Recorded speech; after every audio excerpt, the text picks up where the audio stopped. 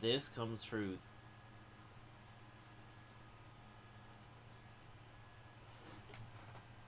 How does this voice changer work? Oh well, whatevs.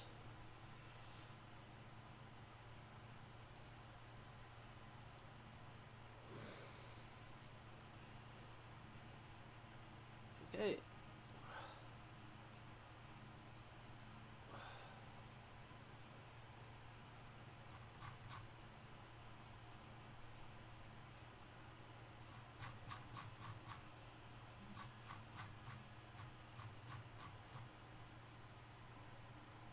Alright then.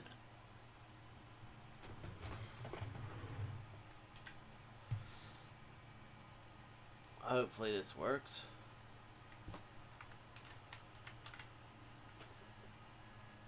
Every...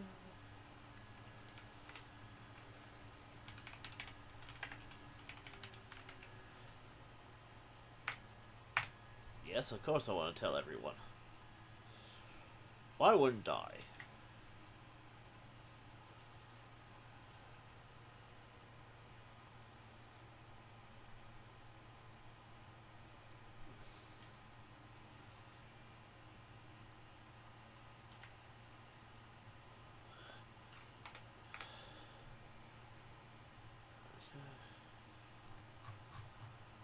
Ugh, really? Level 2?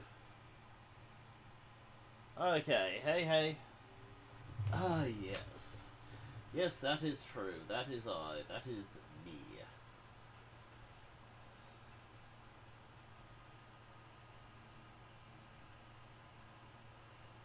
Really? How the heck does this... Oh, whatever. Reply commands. Let's see. Hello, Sora. I would have music, but we were having a little issue with my server, and that's always frickin' annoying.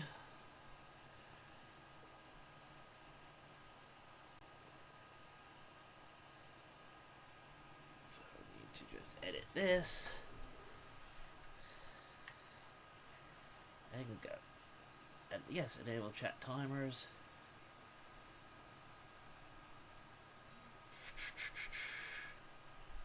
Okay, well, good it seems.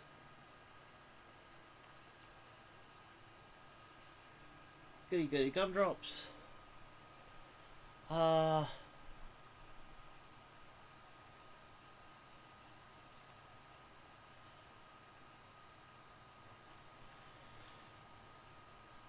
Okay, stream health is looking good. Everything is looking great. Hi.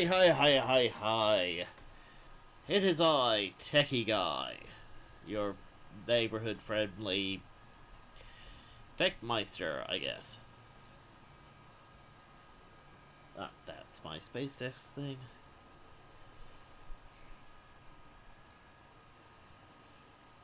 Okay, that show window, which I can't see anywhere. There it is. Sorry, just checking out some of my settings and that, and it's like, oh, okay.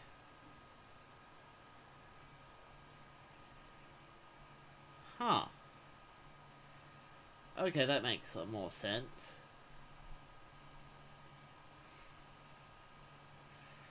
Right, I might have to tweak a few things, but that's fine.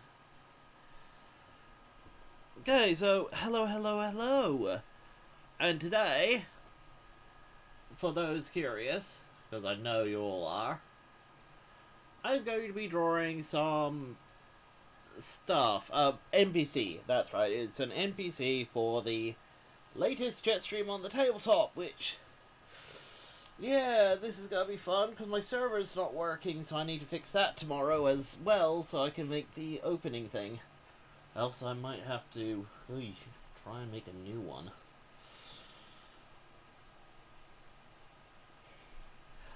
Just a heads up, guys, I'm using a restream service to restream things, so I'm technically not logged into any of the chats.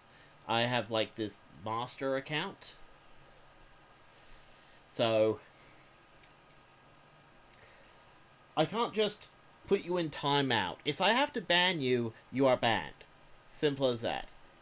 Okay? do not hope it gets to the point where I can't be bothered logging in to put you into timeout. Anyway, oh yeah, but for now, let's just do a quick little warm up.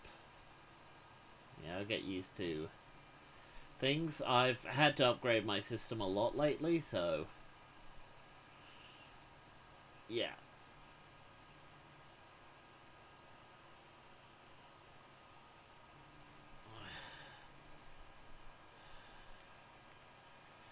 Okay, and already ran into one issue. Okay, give me a sec, guys. No, I don't want to save this. Reopen this. There we go, good. Good, good, good. And hopefully, good. And I now need to just grab this and unplug this. Forgot my name? It's Techie Guy, or Terry.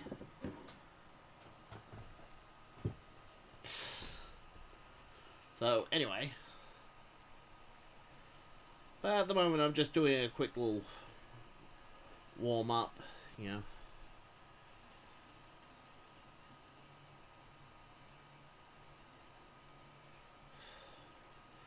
For the heck of it, while I consider what I do tomorrow to try and fix my server. So far, nothing is really coming to mind right now, and it's not boding well for any of us. Hey. I mean, I still have the 3D file, so I can redo the dice rolling in that, and honestly, worst case, the dice rolling animation wasn't hard to do. Anyway, wish I had a, library of,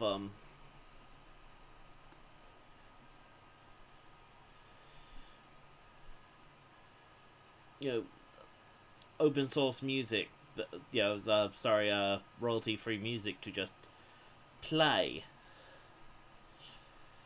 It is actually kind of annoying not having that. Anyway, so how has everyone been? I know it's been a while since you guys have heard from me.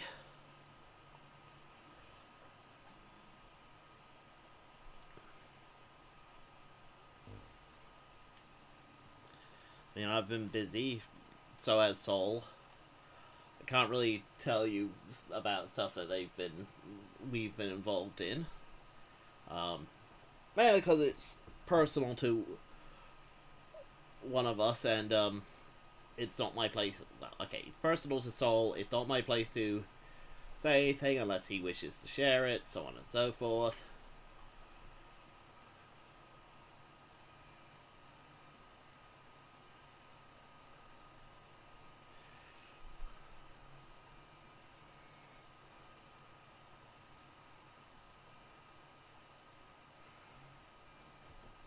Well, welcome, Glaive Runner. Jetstream isn't here. Actually, she's a little bit out of it today. So she might not turn up. If she does, that's great. If she doesn't, yeah. That said, the account that's actually online, that's technically me at the moment. You know.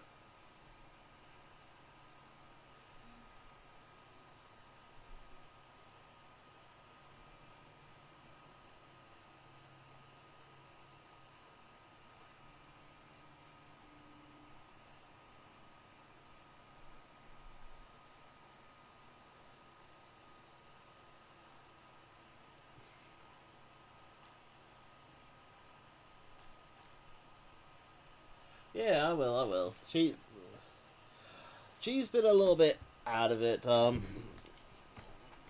news of the faker, you know, the person impersonating her on Instagram, and that is...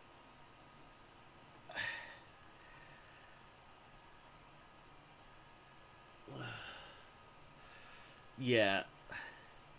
Let's face it, she is a sensitive little thing.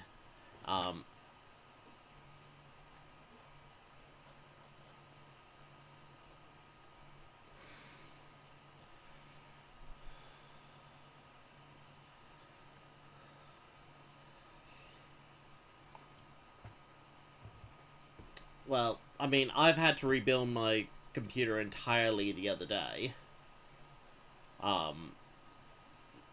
The other week, which was a small frickin' nightmare. In fact, I still have to restore a few things for the tabletop game tomorrow, so... Yes, Techie just realizes how much work he has ahead of him. Eep. Yeah, see, I have to make up the scenes again for the tabletop game. I have to work on my server. I have to... Oh, man, wow. I have a feckin' lot to do tomorrow. That's gonna be interesting for me. To be fair, I think I'm gonna have fun with it. Nope, you're not late. I've barely started. This is like, what, at most 5 minutes in? You missed me saying hello, like, 3 times. And I'm just doing a quick little warm-up sketch to, get into the mindset.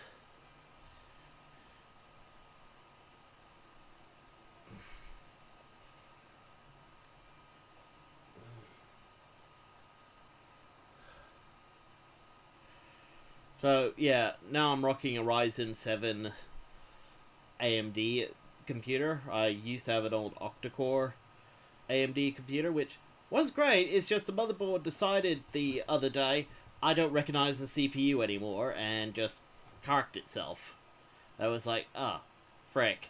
So, rolled up all my savings and went, well, I don't want to have to build another computer later for myself. I'll, give myself, make myself a really good one.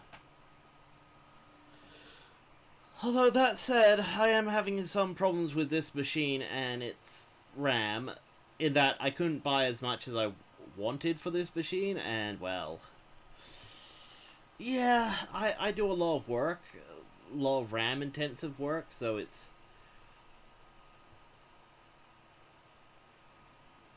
useful to be able to just, not have to worry about memory limitations and shit. Stuff. Techie, you're PG. Stuff. It is stuff.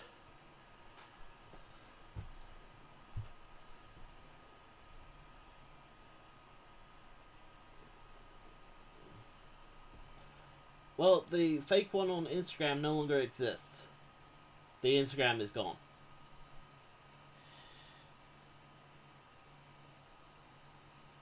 Oh, and another thing I've gotten for the tabletop stream, which I'm hoping works well, is this...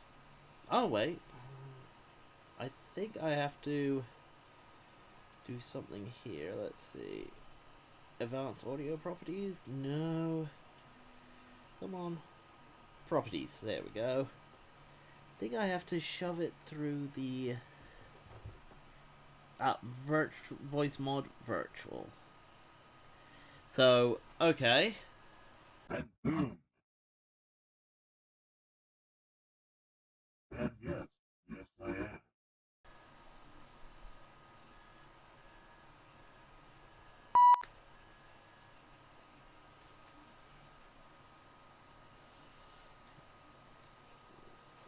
Sorry. Didn't mean to hit the beeper.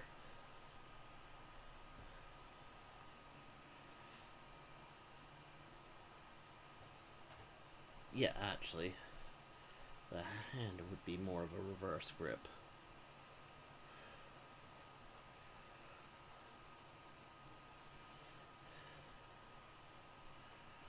Oh, dear.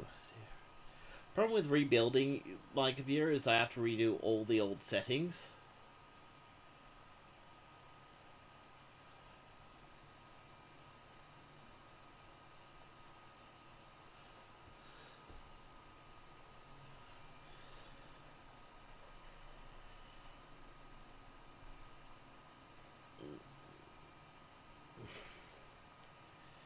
Yeah, well, Trouble is, I don't understand people who steal art accounts and all that. Like,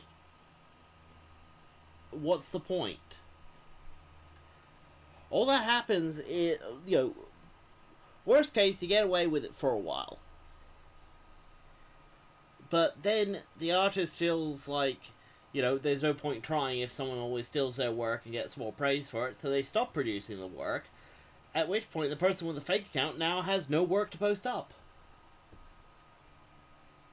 And sadly enough, no I don't. I have a few friends whose birthdays are on the 4th of July, coincidentally, and neither of them are American. Well, one technically is American, but he's South American, not United States. But he doesn't celebrate it, but obviously he doesn't celebrate it either.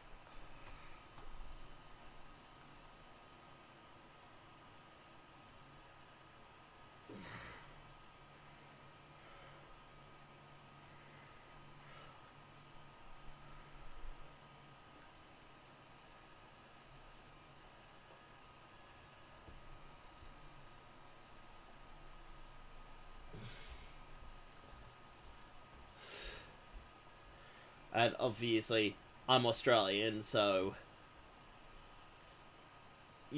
I don't celebrate it because I already have Australia Day. Right now, the NPC I'm drawing, I'm actually just drawing more of a warm-up character. Been trying to get into action poses and such, so...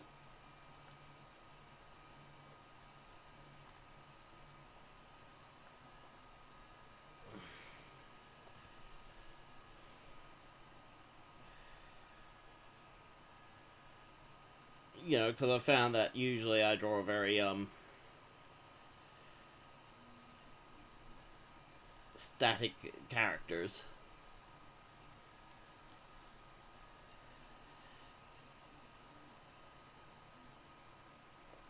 So I kind of just wanted to start messing around with more dynamic.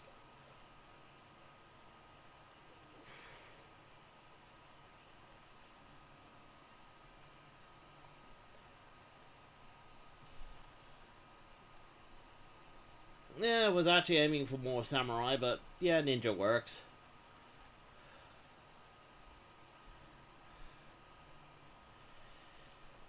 Either way.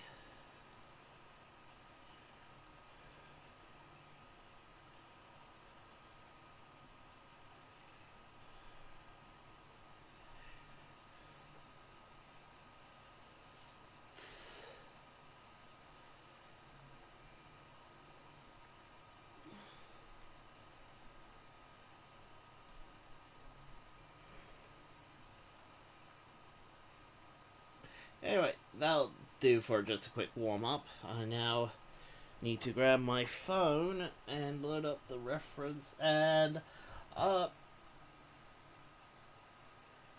for Jetstream's Palace, it shouldn't have. Give me a sec, I'll just...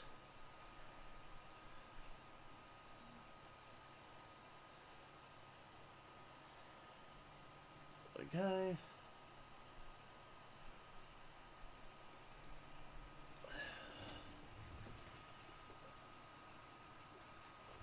Crash 4.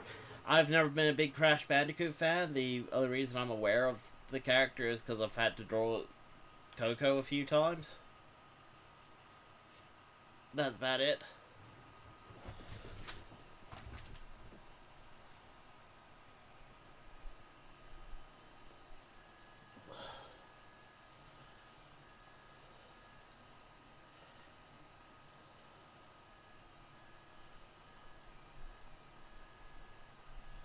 Probably not. I'm not really big on singing.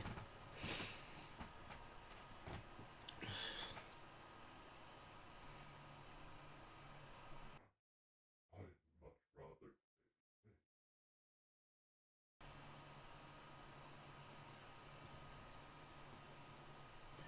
Not sure about the Auticon Live link. I can't make a new link for that one, so yeah.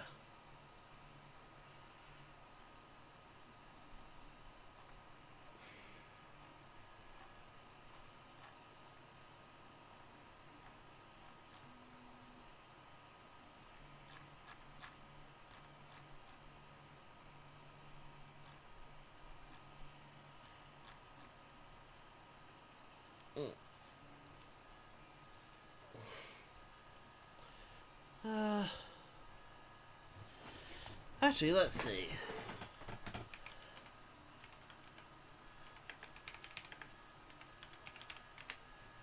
Royalty-free music that I could just play in the background.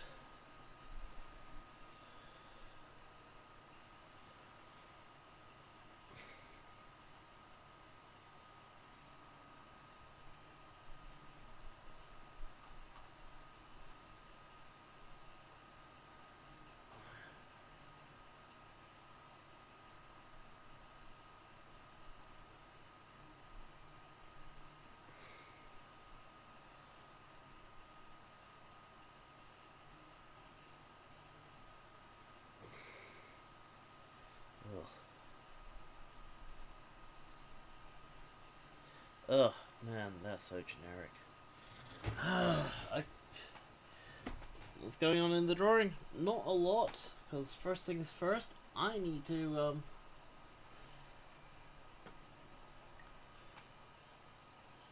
get the reference image I need for the character I plan on working on. Mainly because I don't want you guys to be able to see it. So I might as well stick it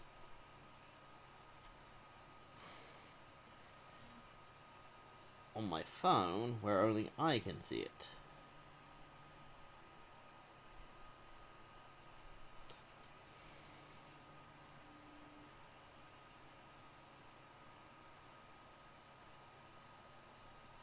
There they are.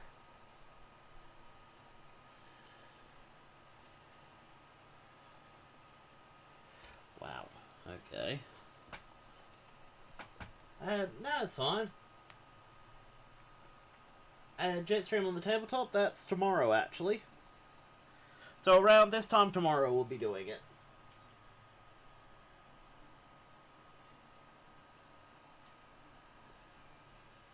And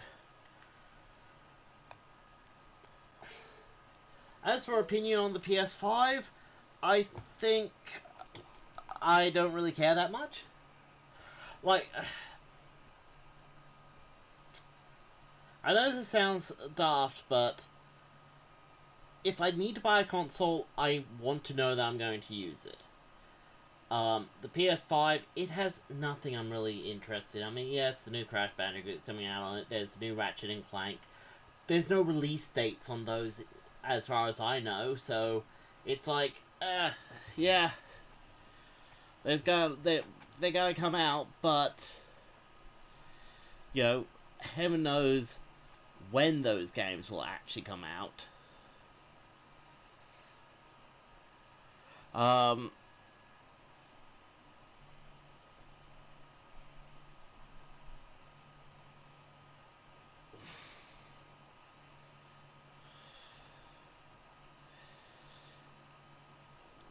You know, like, I bought the Nintendo Switch, you know, well, more or less recently. Like, I've had it for a year, but I waited a while to see what games came out for it, and, well, then I went, hey, all these games came out for it that I'm interested in, I'll go and buy it, and I'll enjoy it, and I have enjoyed the Switch, whereas I've not had a single PlayStation console I've actually enjoyed.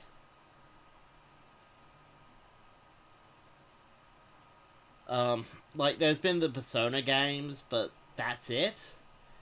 You know, like, I can't justify spending, you know, X hundred dollars on a console for a single game. I also just didn't like how Sony seems to try and latch on to gimmicks. Yeah, I know, says the guy who bought himself a Switch, but at least with the Switch's gimmicks and any of the Nintendo gimmicks, the gimmicks are usually so well implemented and useful. Where you look at the PS Vita, it had a touch panel on the back.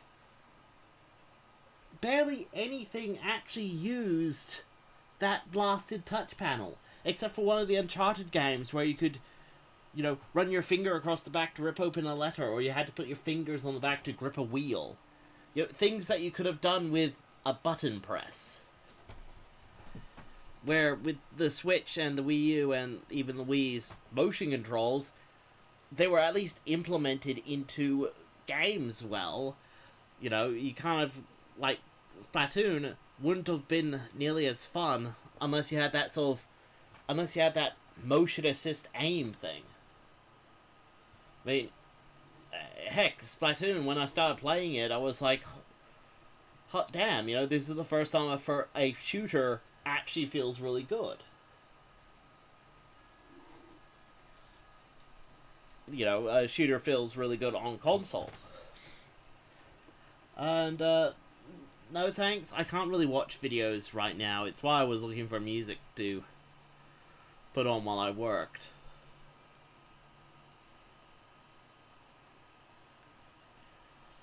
But, sadly enough,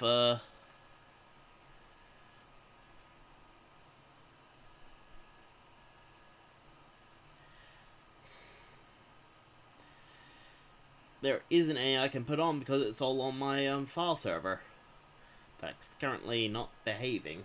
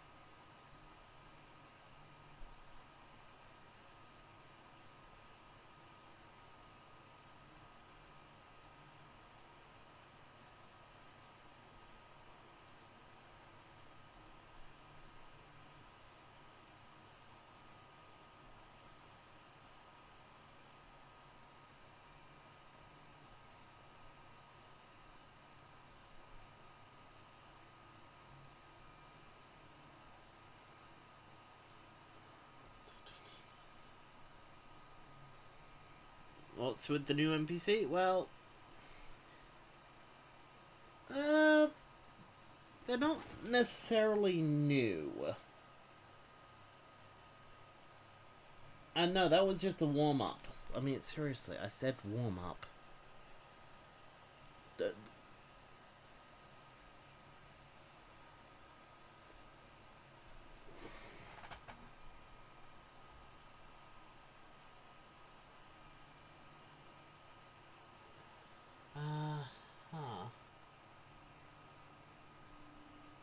Yeah, I'm assuming Mr. Sonic Boy is some sort of troll. Let's see what crazy things they do and how hard I need to step in.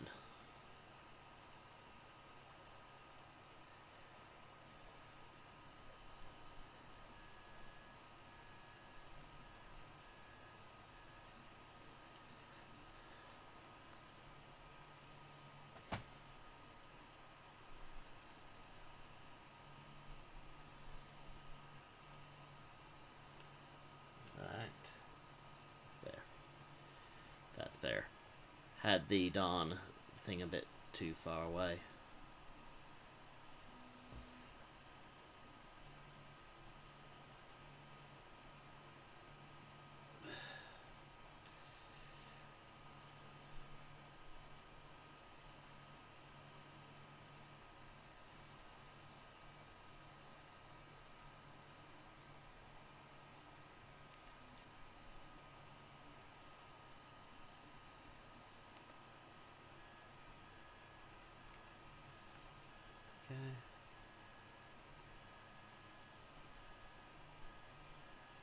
Oh, for frick's sake.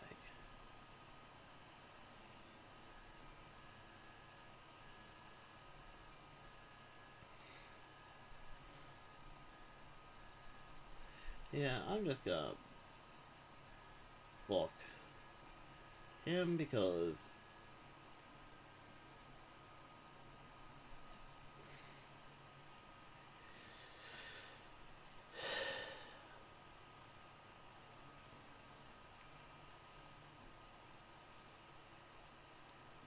Sorry, I have extremely low patience these days. So honestly, seeing someone named, Mr. Sonic Boy, Roblox, whatever, it's like, yeah, okay, excuse me while I don't pay attention to you. In fact, I'm just gonna remove you because, obviously, you're someone who just wants to cause trouble.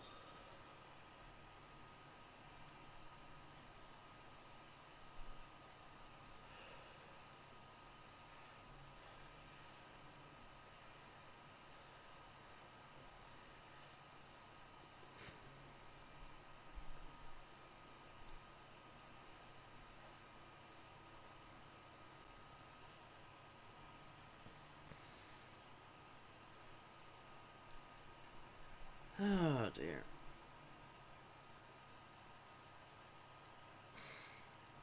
It's actually really annoying because usually I do have music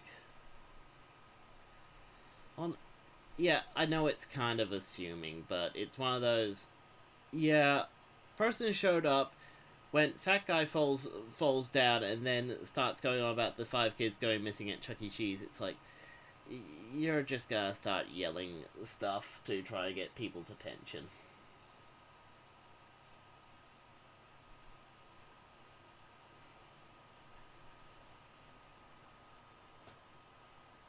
Nah.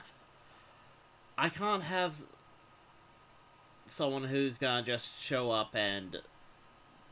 sorry. I can't have... Well, I can have Spotify playing, it's just you guys can't listen to it. Because, monetize... it'd be like, oh, copyright strike, blah, blah, blah.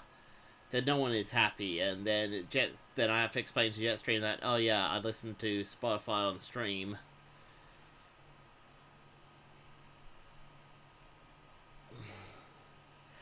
That and I have weird taste in music. So going with royalty free, at least it's like, eh.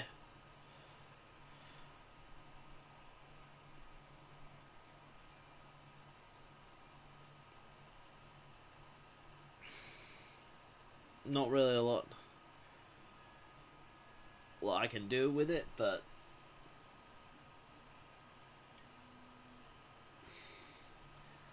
yeah, it's because FNAF is actually kind of interesting once you get past the overbearing fan base. It's actually kind of interesting, but it's like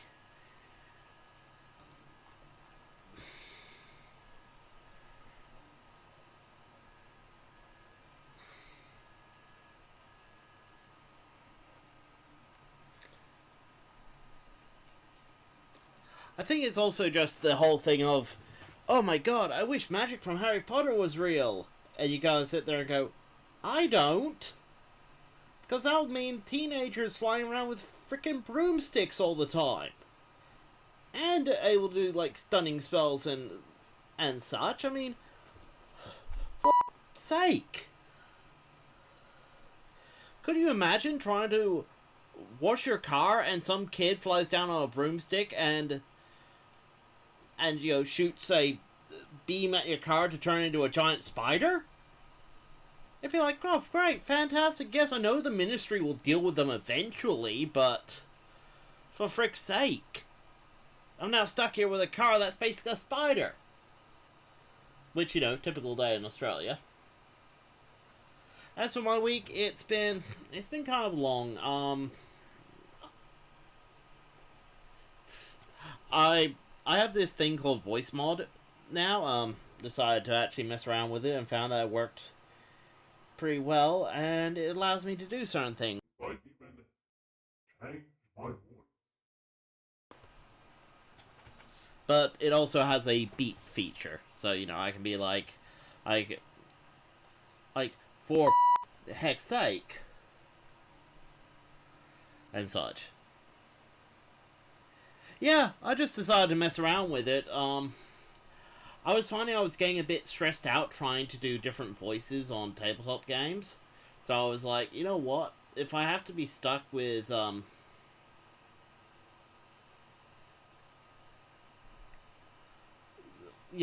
if I have to do a bad imitation or something, I'll frickin' use, something to allow me change my voice suddenly and very dramatically. It's also compatible with my Stream Deck. It's how I can turn it on and off so fast. So, you know, I can have all these voices synced up and then just Push to change my voice. and then change my voice yet again. I'm hoping that comes through. I'm fairly certain I set this to the blasted thing. Yeah, kind of weird. Here, I'll pump it up a bit. There we go. Yes, auto That probably sounded really way more annoying than it should.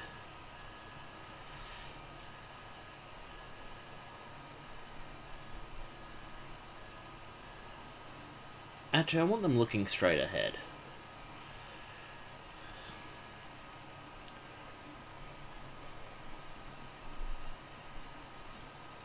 Yeah, this is all stuff I have to mess with. As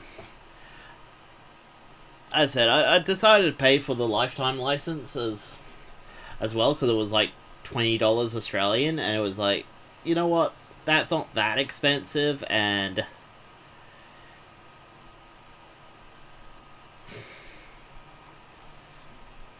you know, it'll do a lot of things I want it to do. And no. Look, one of the rules say that since this is for the tabletop game, I can't give spoilers. I mean, speculation is allowed, but I can't give spoilers.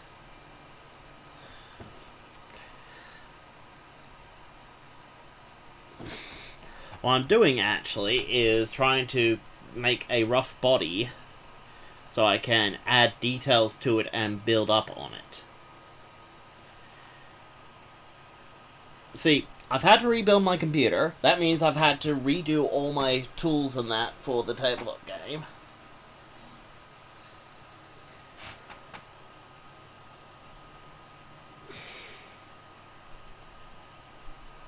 Okay.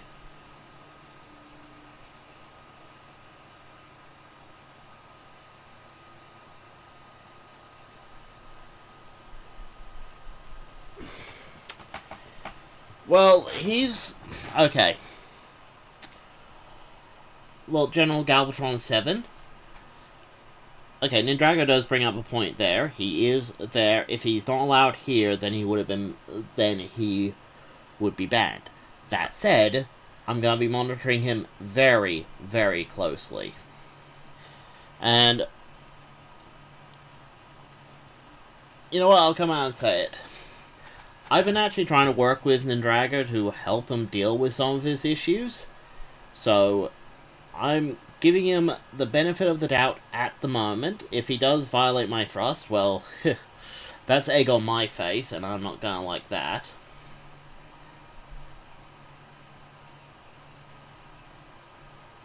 The fact is, if he behaves himself, he's allowed here. If he doesn't behave himself, I kick him out. And hey Scout, how you doing, love?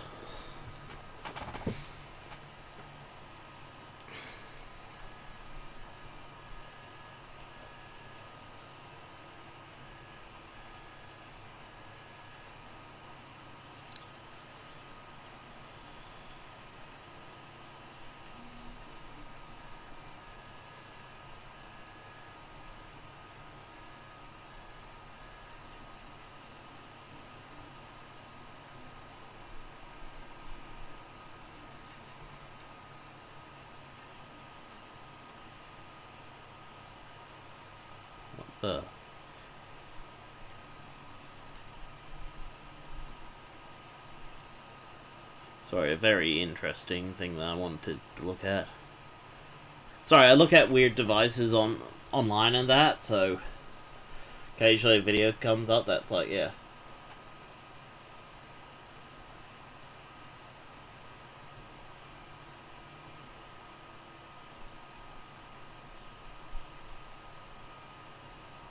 Ah, okay, Oricon Live.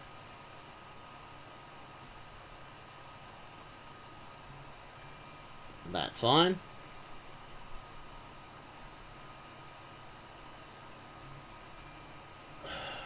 Great. Okay. Can we stop for a moment, guys?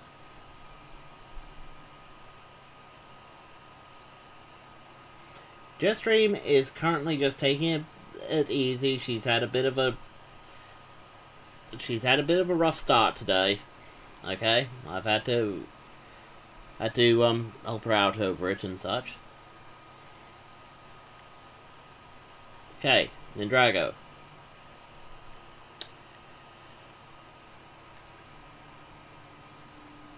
If it's going to make things a bit difficult, then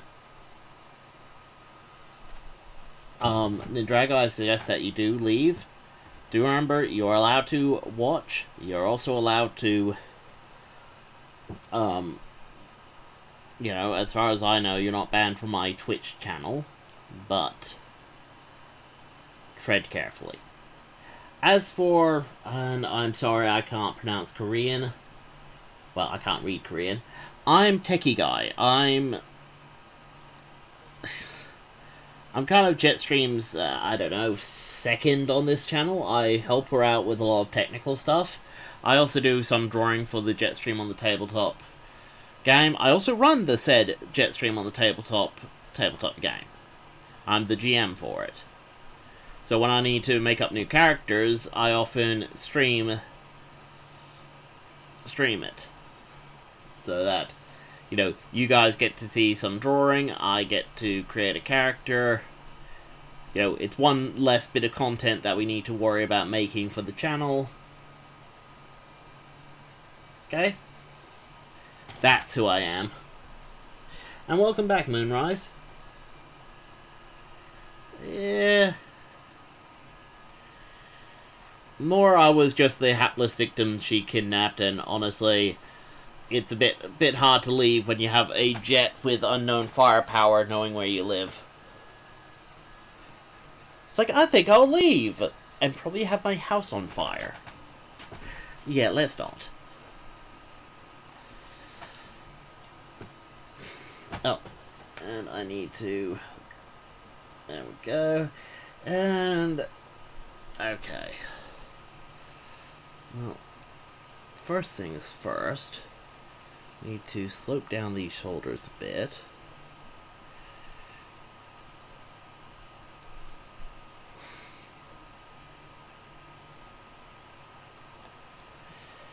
What, the feeling of Jetstream about to set fire to your house? Yeah. Yeah. Trust me, I get it.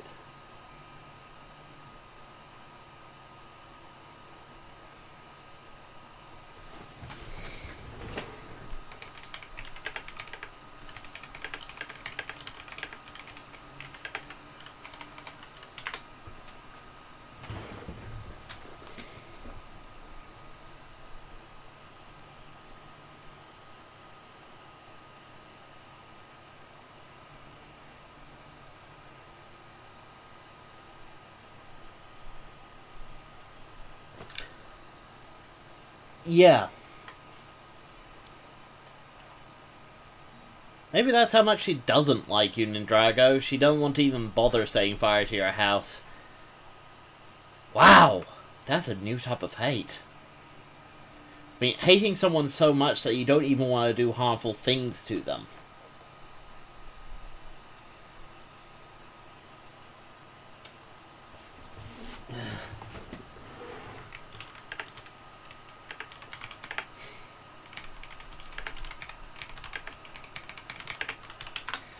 Okay. Scout wants to be part of the stream chat, so I'm just going to video call her, voice call her. Oh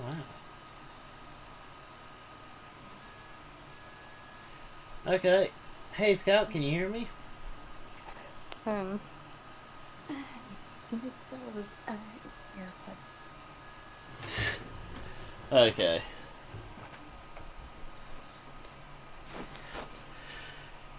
it's not that hard. Me and Drago live in Australia. You just have to look at our houses wrong and things start catching on fire. Jeez.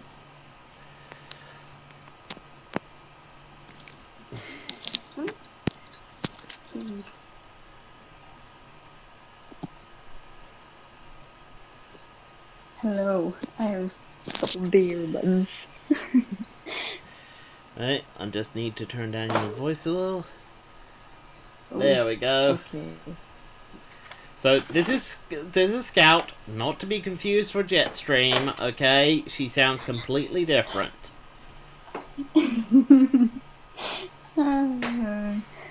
Goodness. Oh, the number of people are like, oh, it's a vaguely female voice. It must be Jetstream. It's like, it really isn't. For starters, Scout is American. Jetstream is British. She speaks British, don't you know?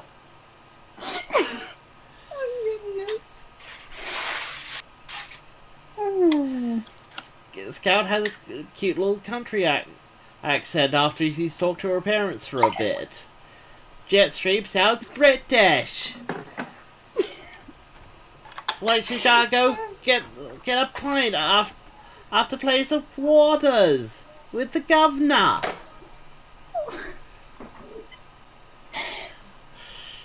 Yes, I am aware my British accent is utterly, utterly terrible. hey, I gave you an A for trying. And that's all I had to say. It's just an A for trying. Pretty good though. Thank you, Scout. Flattery will get you everything. What? Flattery will get you anything. Okay. Yeah, I've been trying to get more relaxed with doing weird voices and all that, and just flexing some of my vocal skills. Because sometimes it's hard doing improv on, yeah. Huh. One likes apple pie and Red Bull, the other likes tea and biscuits. Yeah, oddly enough, it's Scout who likes the tea and biscuits. And yes. Yeah. Honestly. It's kind of true.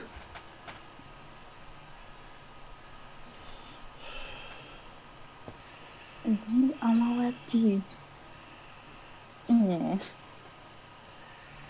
Well, I mean, given how many different types of tea there is out there, it's like those people that go, oh, I don't like coffee. It's like, have you tried every single coffee out there? You know, there's stuff with chocolate in it, and alcohol. I mean, are you sure you have tried every single coffee? Oh, goodness.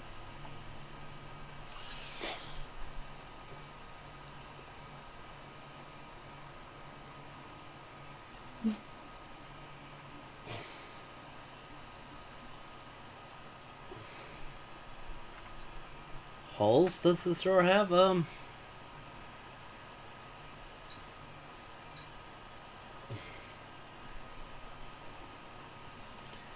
honestly don't know. Actually, on the subject of straws, I should take a drink.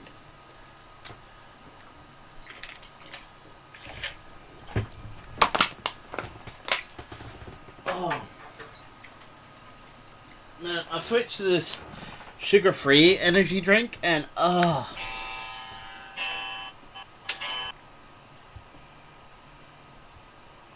man. It's like being punched in the face by a flavor you can't describe. It's like, there's meant to be sugar there, honest. Like, it's trying its best to act like sugar's there, but really you could just tell. I probably couldn't because, well, I don't know.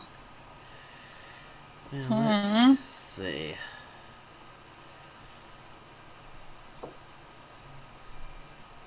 The problem with this character is I want her to be a bit unconventional.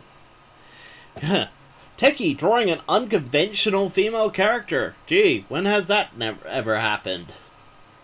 Let's see.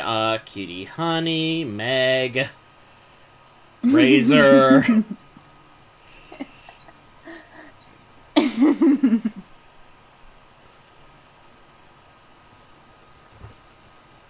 Yeah. Alrighty then. The problem is when those fruit drink commercials and all that go on about being, punching you in the face with flavor. You're just like, oh god, that sounds horrible. Why the heck would anyone want this? Mm.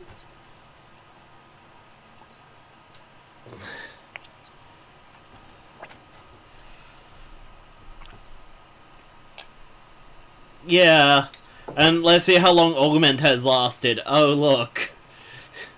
He showed up in one battle, lost that tragically.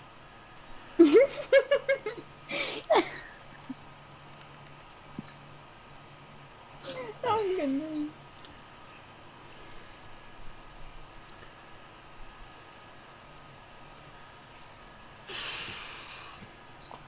I'm liking certain aspects of this, but I'm not liking other aspects, so let's try.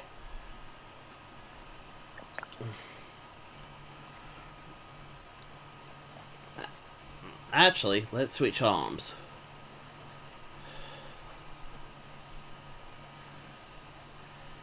There we go. Oh, yes.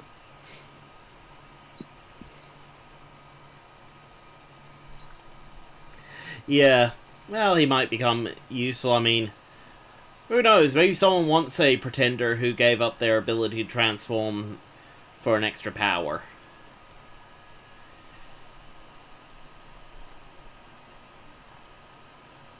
I'm still proud of my Action Master concept. Mm. This doesn't feel right. Sorry, just... The problem with dealing with, anything is, like...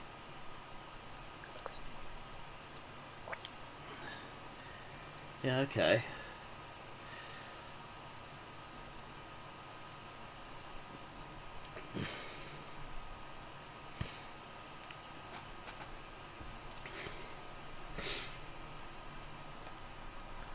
Like, you gotta realize, guys, I lost all my old settings. So all the old brushes that I use all the time and all that, I don't have those anymore. They gone. Yeah, so I'm having to kind of recreate a lot of them. Yeah, but, when you're the size of a human but can, like, grab a vehicle and augment it onto yourself in the form of, like, power armor or weaponry or whatever, you kind of have to sit there and go, am I really missing out?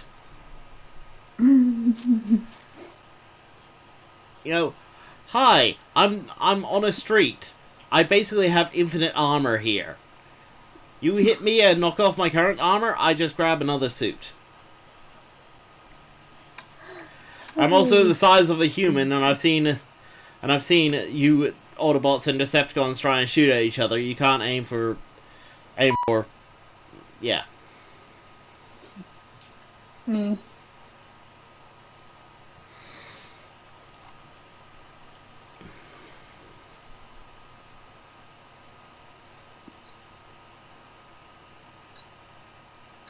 I haven't gotten up to that point in Cyberverse.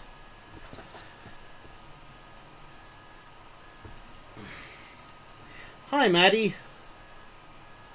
Hello. Oh, goodness.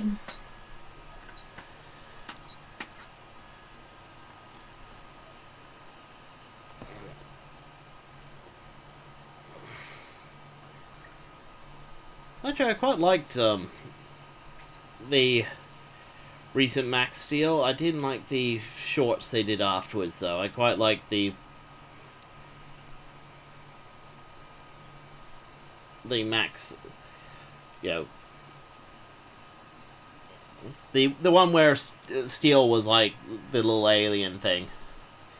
I even actually quite enjoyed the live action movie they tried to do. I actually watched through it. I was like, huh, this is actually not terrible. You know, the effects actually look kind of good. You know, it's like, it's better than what I expected for... yeah. Oh god, you're talking about the original one? The original Max Steel? Oh god, that was weird.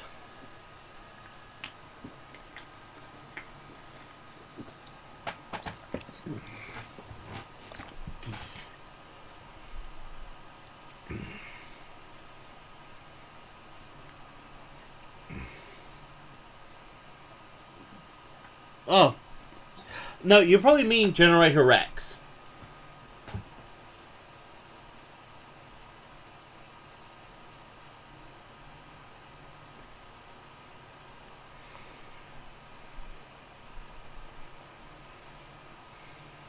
The original one that honestly felt like it was trying to be an Action Man knockoff with worse effects. Okay. The original Max Steel, it really was something special. As in terrible. I have no idea what you're talking about. Max Steel was a franchise that came out in the 90s that was basically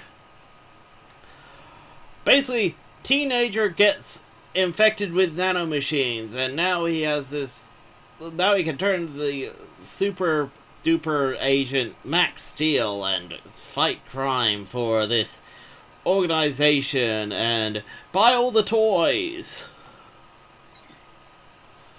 When in the 90s? Early 90s? Late 90s? Late 90s.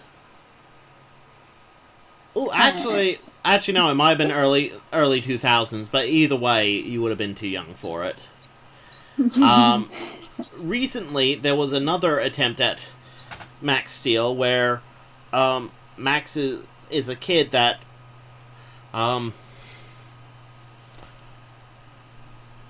well, you know, at some point he starts exhibiting these weird bursts of energy that he can't quite contain, and this eventually leads him to meeting up with a little alien that goes, "Hey, name's Steel. You don't want to explode, do you? Cool. Let's combine together and I can siphon off your extra power."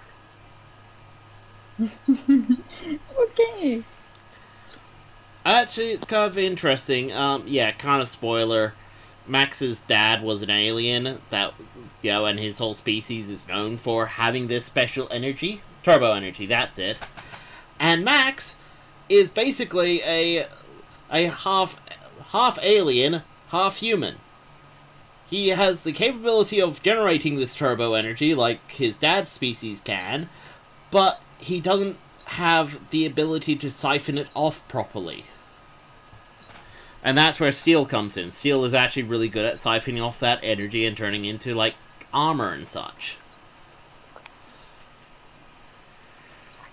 So, basically, it just was kind of interesting. I was like, huh. Max is basically a kid with a genetic disorder. That's actually kind of cool. Mm. And honestly, I loved some of the designs for the Max Steel forms. They were really cool. Some of them had, like, downright awesome Kamen Rider-esque vibes to them.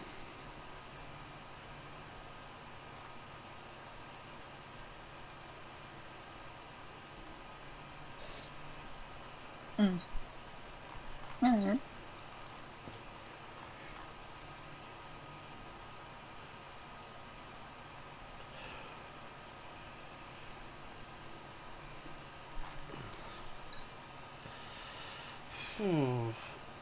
Am I liking this? Am I liking this? Yeah. I mean, it's a shame that some of them didn't get as much show as some of the others, but I have to say the default one and what was it? I think his rocket form were kind of my favorites.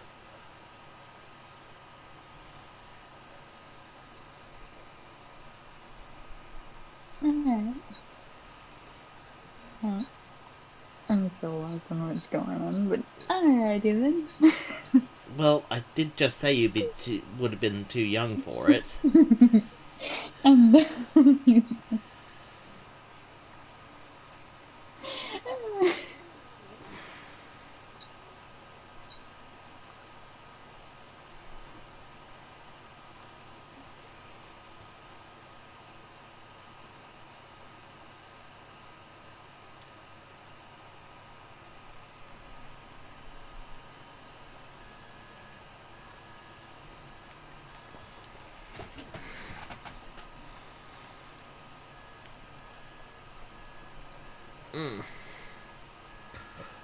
Clone. Oh yeah, I forgot about Clone.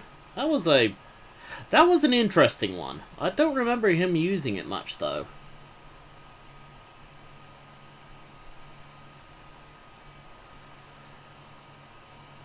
What I actually liked, and something me and my housemate actually kind of worked out while we and him were watching the cartoon, is that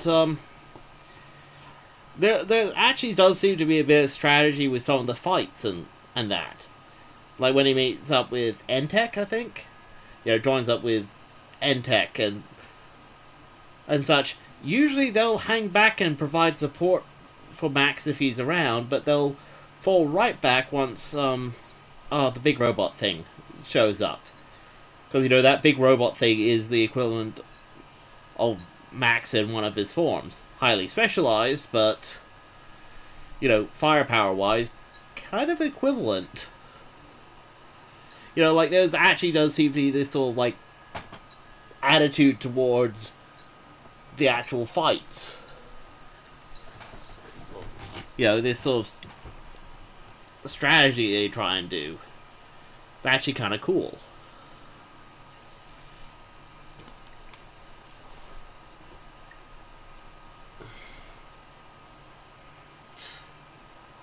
I'm sorry, mate. I don't have any power to make Jetstream draw anything unless she chooses to, okay?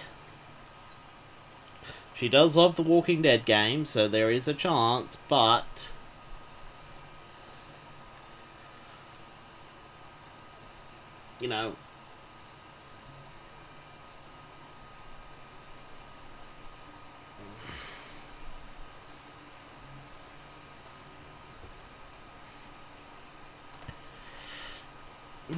I don't like how Megatron-ish that helmet looks. I might do some helmet designs in a bit.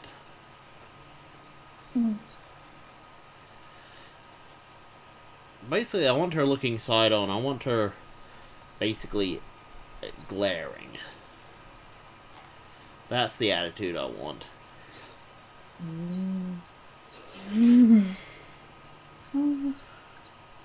Yeah.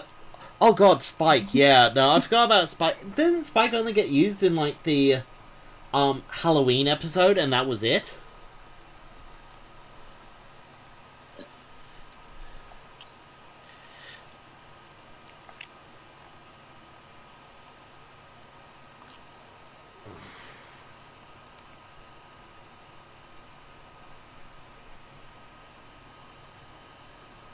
Ooh.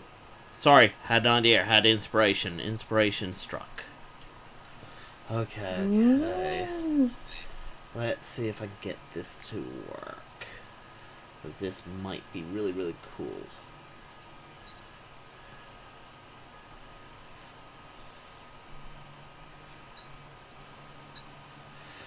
Hi, Frank. God, I used to work with a guy called Frank. Was a really unusual individual. No, I am not Jetstream. No. Do I have to have a big thing come up every time she speaks saying, not Jetstream, not Jetstream?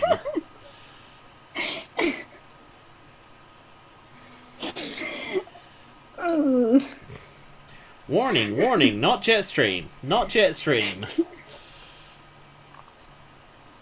Do we have to drag Jetstream in here and have them basically speak? To understand that, one of them's American, one of them's British, don't you know?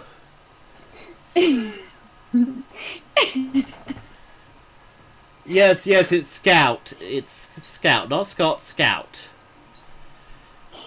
I think the person they sent Scott and Scout, but yeah, snuggly and just Now, if I start calling you Scott, I'll start calling you Scotty at some point, and make it all sort of references to Star Trek that you wouldn't understand at all. Of course. My mom probably would. My mom probably would because she used to watch Star Trek. Apparently they're trying to do a new Star Trek animated series or something, and it's like, no, don't. Goodness. The first animated series was actually pretty good. In fact, it's actually quite watchable, surprisingly. Like, I watched it recently because I have housemates who are big Star Trek fans, and I was like, it's something to have on in the background. And I just found myself actually really enjoying episodes. Like, even though it was made, based on the original series, with all the original series cast reprising their roles as voices, it's like, wow, this is kind of really cool. Heck, there's a whole episode where they meet the devil. The literal frickin' devil. Oh, God. Nope. No, what's funny is they end up helping the devil. You know, because the devil's just... Because the devil is literally sitting there going, yeah, of course I tempt people. But, I also give people free will. And, you have Kirk sitting there going, you know what? I'm in.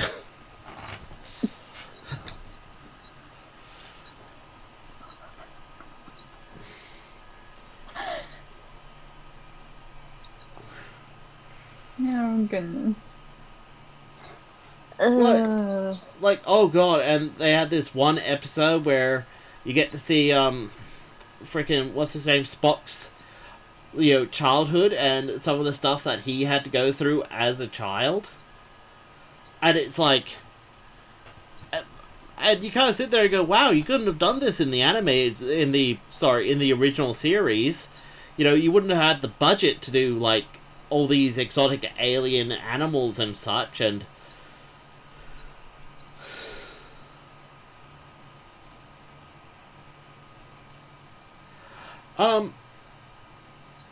They helped the devil because it was the right thing to do. Hey, Nindrago, is that necessarily a bad thing?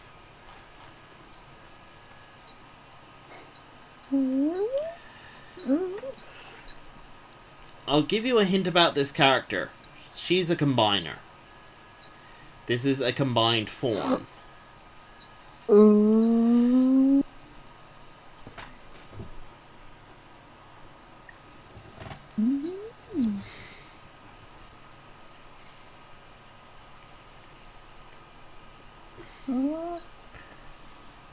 But you'll never guess which two bots it is.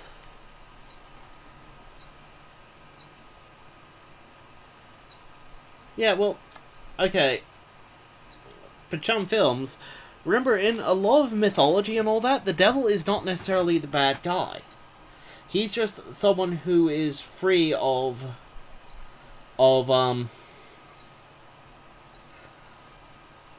God's will. That he is the actual embodiment of free will. In fact, if you look into stuff like Satanism, and proper Satanism, not the crazy, oh, we're going to do horrible, horrible things because we say Satan says so. The actual proper practice of Satanism. Actual Satanists worship Satan, but in that he is more of a role model than an actual god. That he is the being who turned around and said no to God. Who gave humanity a chance at free will. That it was him tempting Eve into eating the apple that gave humanity their free will, their knowledge, their ability, their capacity for right and wrong.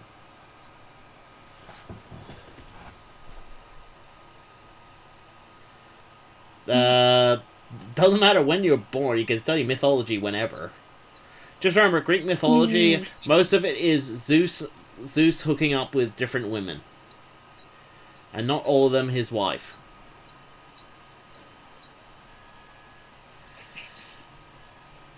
Like, seriously, he comes down as a frickin' swan to hook up with one woman. It's like, hey baby, honk if you're horny. Wait, no, that would have made more sense if it was a goose. Okay.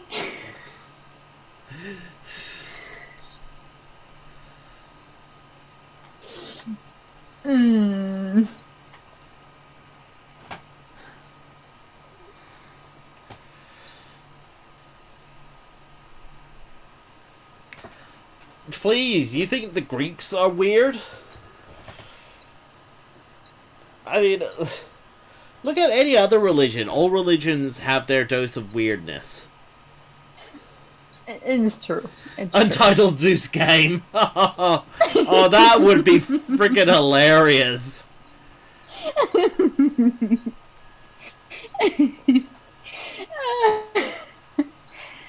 Oh, goodness.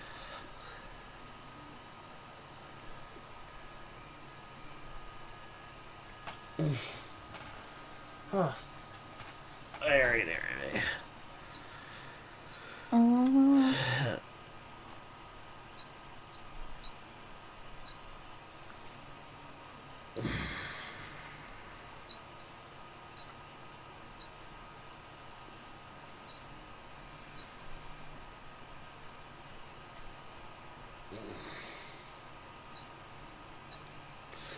And then he's a combiner.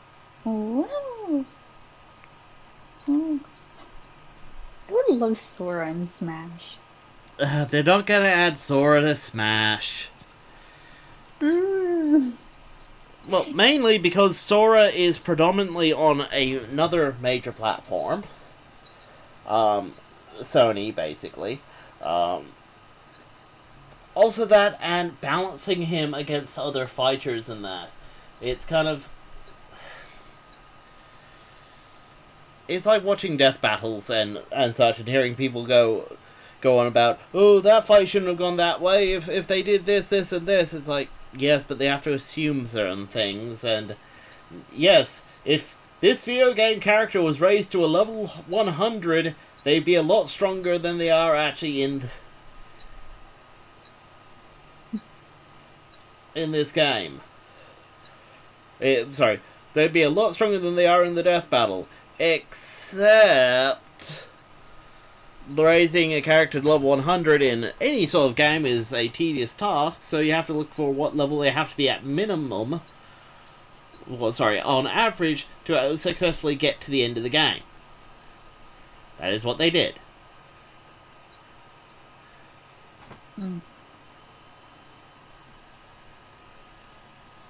Yeah, because Sony doesn't own Fallout. Bethesda does, and Bethesda doesn't have any exclusive console exclusivity, where Kingdom Hearts has been a console exclusive until, well, Kingdom Hearts 3, and even then, Kingdom Hearts 3 is only on Xbox and PlayStation. This new game that they're making is going to be on the Switch. Yeah, but they've made games for Nintendo consoles before as well. Although, apparently The World Ends With You is apparently going to have an animated series. Oh. Yeah, you know, those characters that made a cameo in Dream Drop Distance? Yeah. Apparently they had their own game, and now they're going to have their own cartoon. Cool. Yeah, actually, it's kind of cool.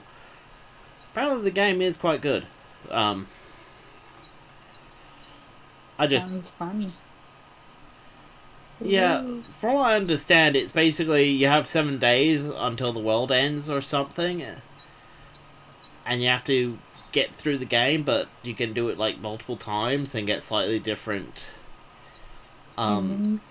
or something like that. I don't know. I've never actually played it. My brother has it, but it's on the DS, so really I would have to put it in an emulator to be able to play it because I don't have a DS anymore. I have a DS.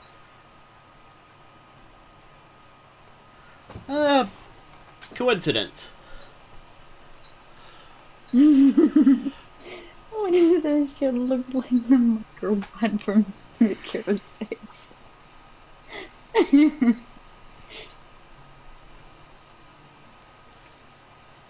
Ooh. Ooh, some more inspiration. Because you know what? Be really freaking weird.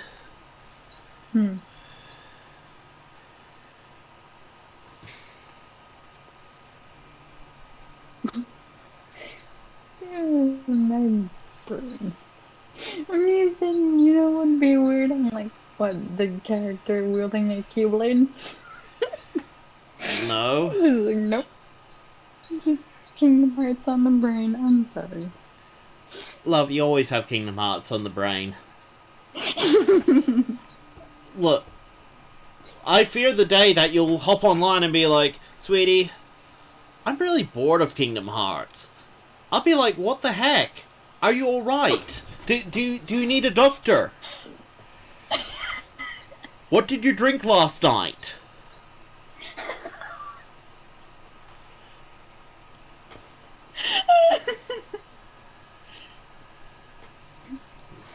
No. Inner soul. You might be right. You might be right. It might be in the soul.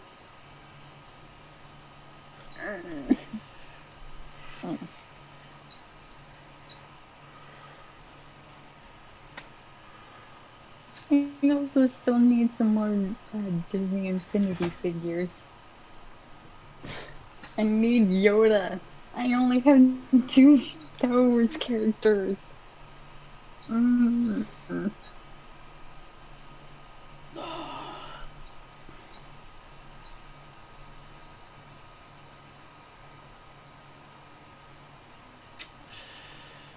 Okay, the inspiration is good, but needs something more to work with.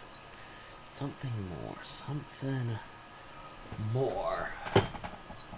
Also, how near is my 3D print from finishing? Apparently it's 50% done. Yeah. Oh, on that note, guys, my 3D printer is technically working again, but there might be another upgrade soon. So, yeah. Well, I don't know. See, I had this idea of replacing the timing belts with lead screws for the extra accuracy, but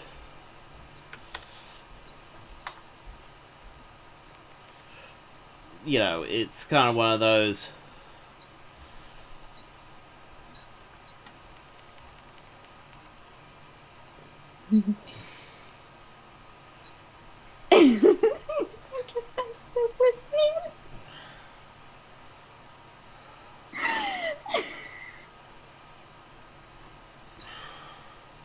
Super printer.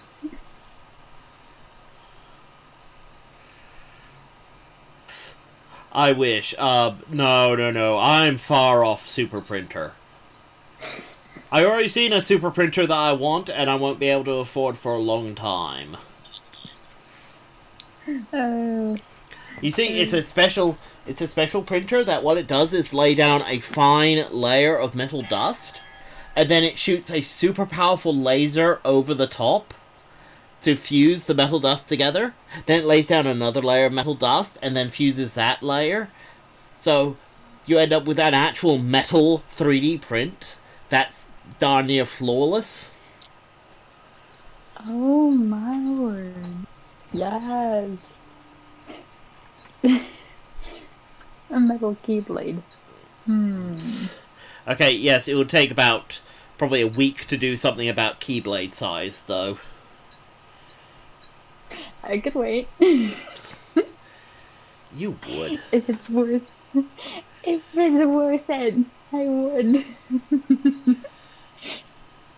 My nephews have asked me if we have ever 3D printed anything like a Keyblade. I'm like, no, he hasn't. But it would be cool. But no, he hasn't. Nah. Problem with Keyblades and such is there, with actually any sort of sword,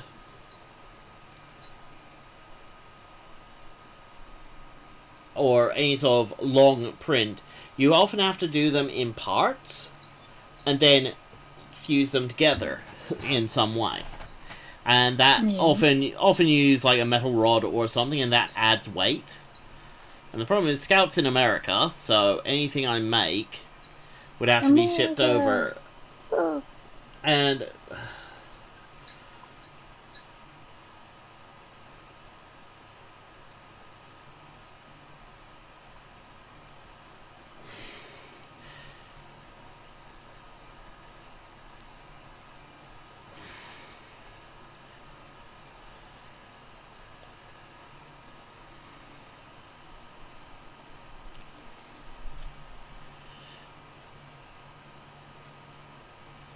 yeah, don't worry about Mr. Boy. If they sit there and continue to be vulgar and horrible and all that, then, well, let them and I'll block them. Simple as that. Okie dokie. There's more fish in the sea. You know, I don't like blocking people, but more fish in the sea.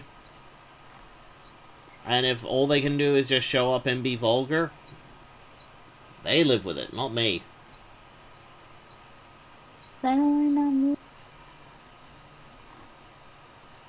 He's a seeker.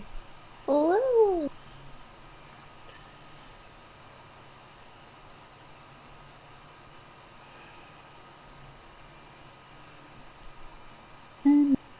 See you down,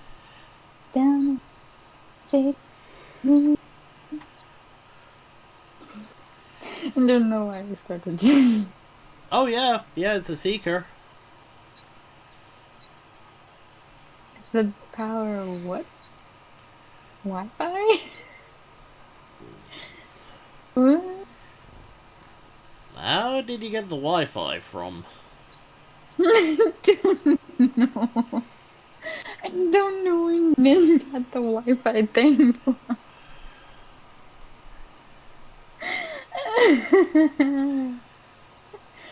The power of Wi-Fi.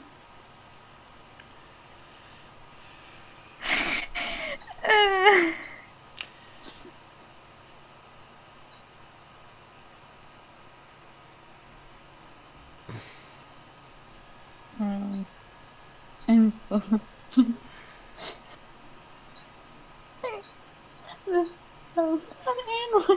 On my side.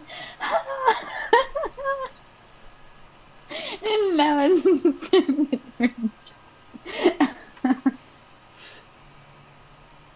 the power of waifu? What? I don't get what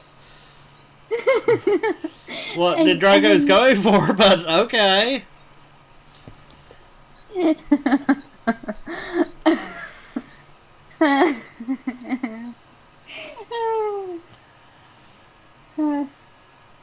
I've been up since 5 o'clock this morning.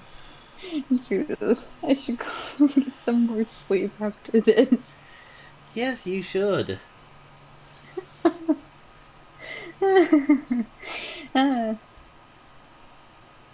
I went to bed at like 1 this morning.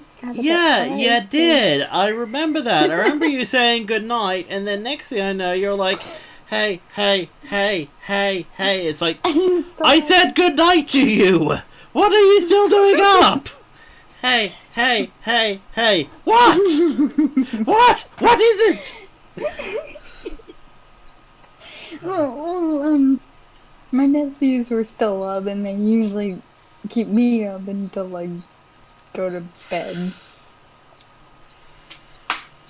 Yeah. So that's why I stayed up. I'm like, yeah, Me and my nephews, loud, wild, won't go to bed at the time that we give them. I mean, Landon's still a good kid. Hayden's the wild child. I suggest you don't you don't say their real names online. You know, just to be safe. Okay. I know it's nice to natter about family and all that, but it's one of those, you never know what people can do with that sort of information. True. But they're just wild childs. Just...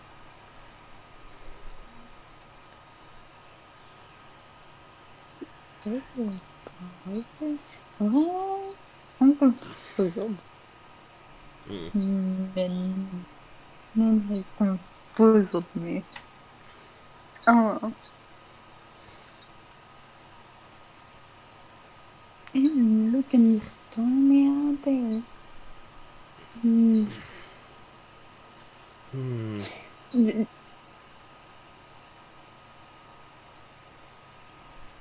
Techie's drawing, and I'm also not Jetstream.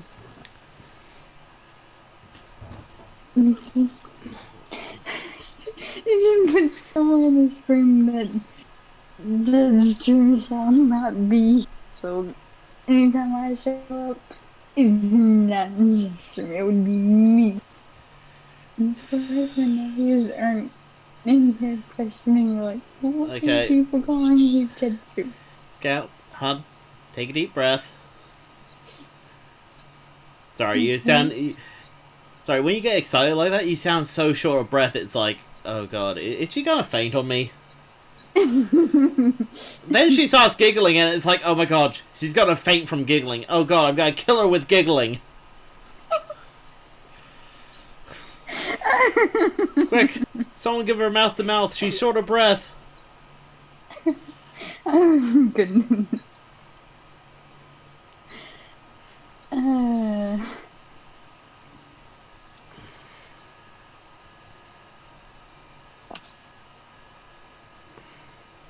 Nothing killed.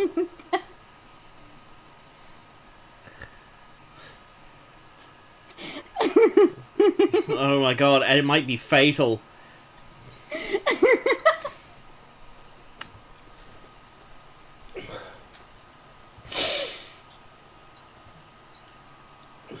Yeah, problem is Jetstream has dyslexia, so she might misread that as find the 7 chocolate emeralds.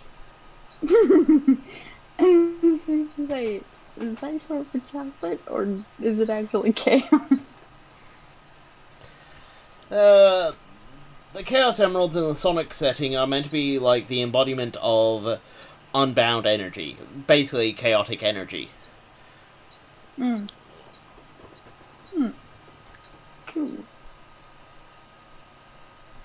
Oh, sorry, Precon. If you're not feeling well, then don't stick around, you know? It's like, you know... Go get some rest. You deserve it. Oh.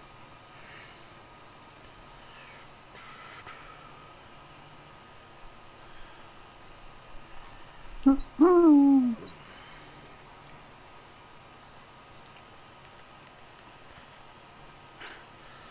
course, I will also reveal this about this character. It depends on how Jetstream acts towards them. They could be one of Jetstream's greatest foes or greatest allies. Wait, that's most people. Frick, never mind.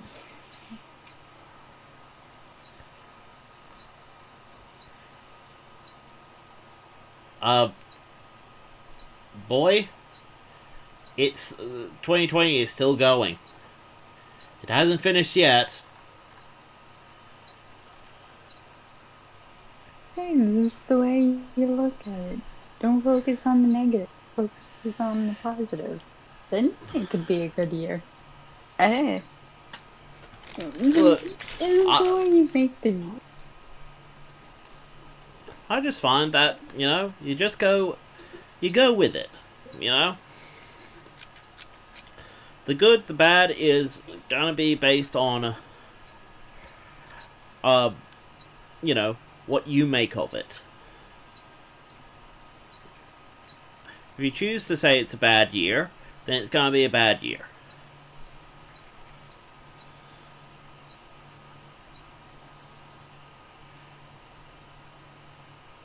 Ooh. DIY 12 volt lithium titanite batteries. Ooh. I should really look into those. Very interesting.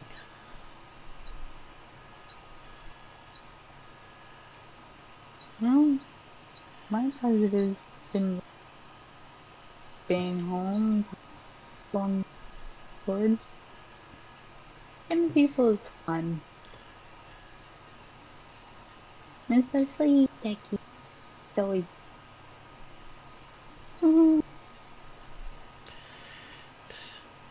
Yeah.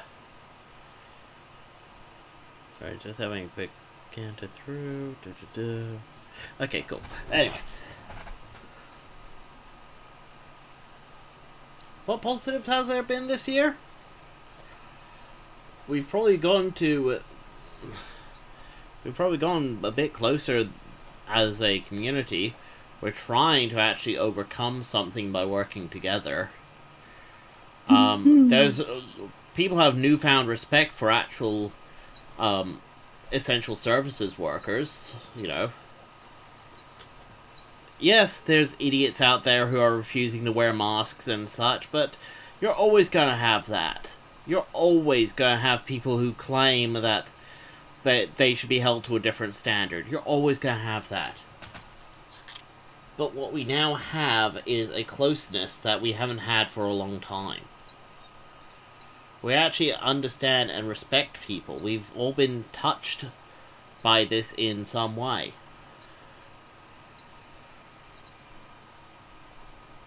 We will triumph over this trauma. Woohoo!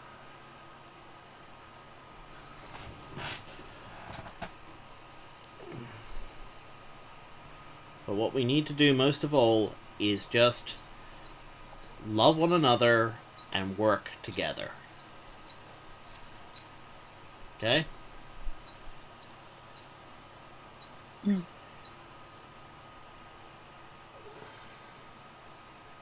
Mate, it's been about 5 years since my mother died. I've only just gotten over it. And honestly, it took a major personal breakthrough for me to get over it.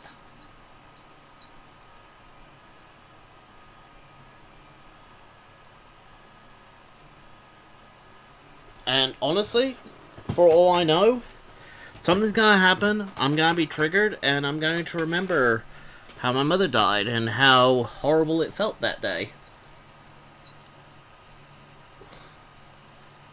Mate, it was 5 years ago. And the fact is, I only recently got over it, and as I said, it took a major personal breakthrough for it to, well, finally sink in properly. My mother was gone. She's never coming back.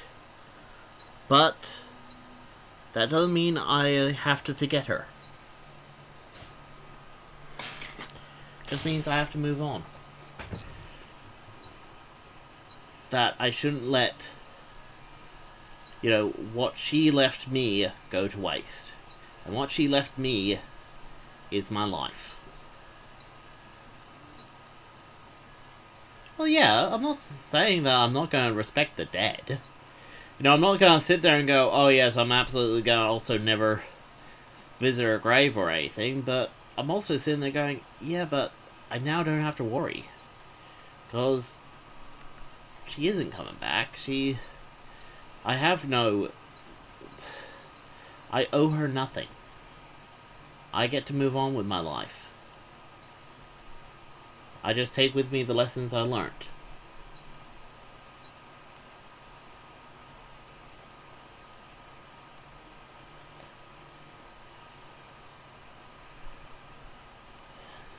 And, you know, strive to be better. That's all any of us can do. Strive to be better. No one is beyond hope. No one is irredeemable. Not unless they want to be. So, you know, before someone pipes up and goes, oh, what about so-and-so, the well-known blah blah, it's like, well, no, and only if they want to. Please, I wish Raid would sponsor me.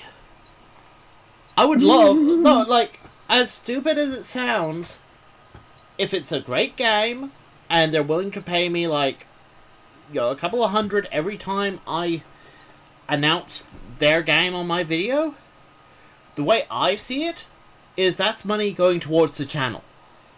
Because right now, we make no money on this channel. None. We don't monetize anything. So, it would be nice if we could monetize even a little bit, just so we can, you know,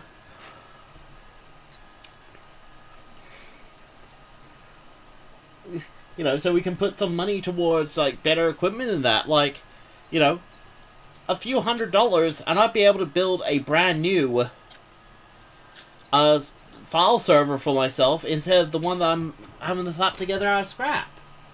And Nindrago, yes, that includes you. No one's beyond redemption. But they have to work for it.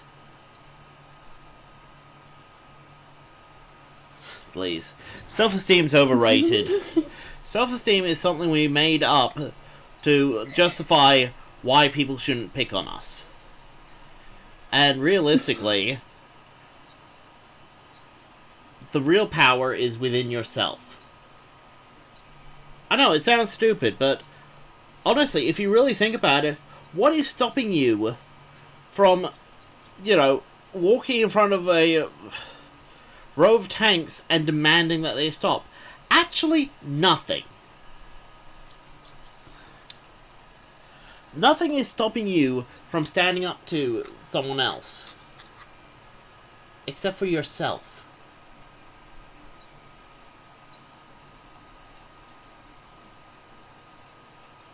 Nindrago, the secret is, the chance is right now. Just do it! And no, don't do the stupid meme. I mean it. Don't. No, don't. Because the problem is, if you reduce it to that stupid meme, all people take away from it is the meme, not the message.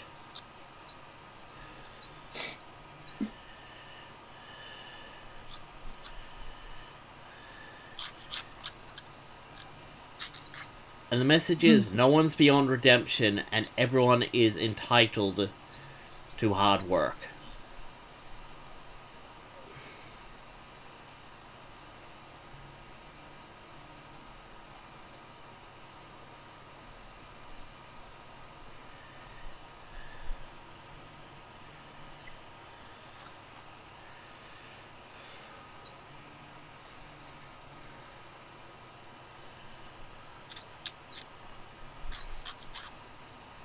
Either one. The fact is, if that's all people focus on when I say something, it's like, well, no. Then that's all you're gonna focus on. You're not gonna focus on what I actually said. You're gonna focus on how someone turned it into an old meme.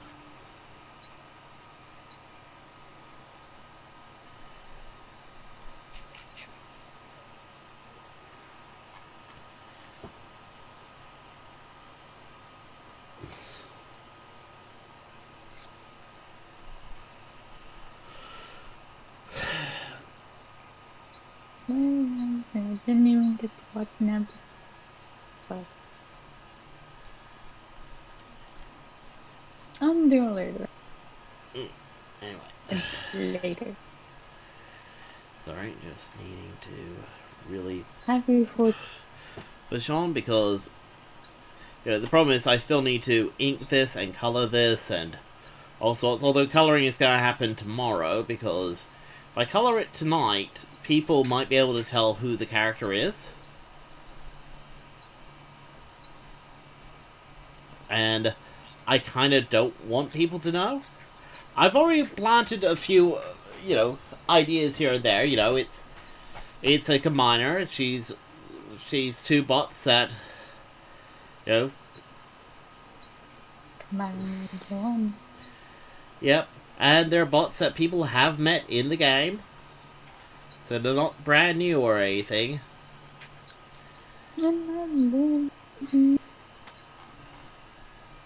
Gatling gun? She doesn't have a Gatling. Oh, right. Okay. Oh, Dreadwing. Right. Sorry. I missed some of that. It's like Gatling gun. What Gatling gun?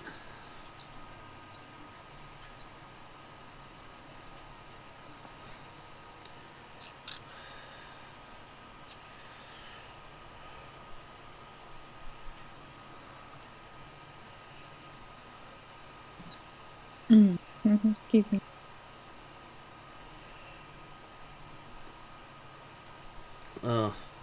Actually, if you guys want to see something terrible that's gonna be coming out soon, there's this cartoon coming out. I think it's called Horoscope or something, and the whole joke behind the series is all the characters are astrological signs, and that there'll be a new episode every day to tell you your horoscope. It's like, why? Why does this need to exist?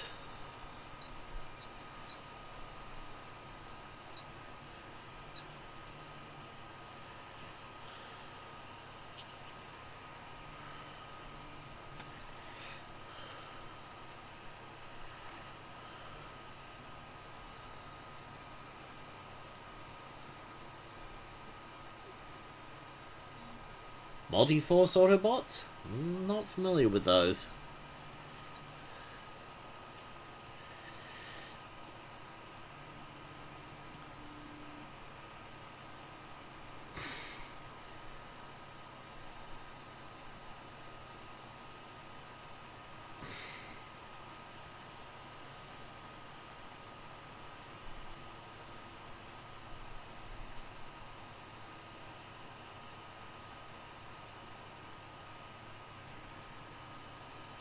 Oh, I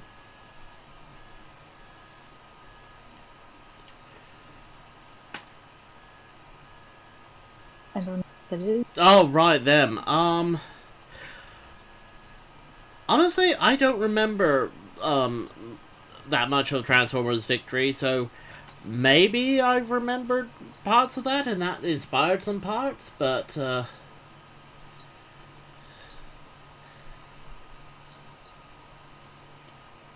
I like to think that this is a wholly original concept created by me.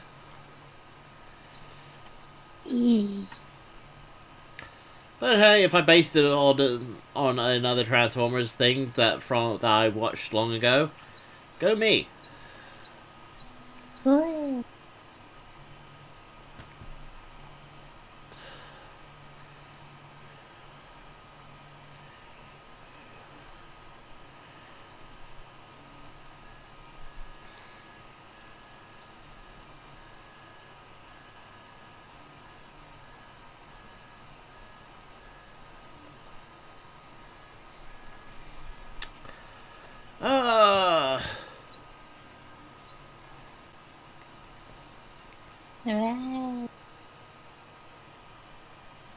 Well, her fourth arm isn't in yet, but, kinda.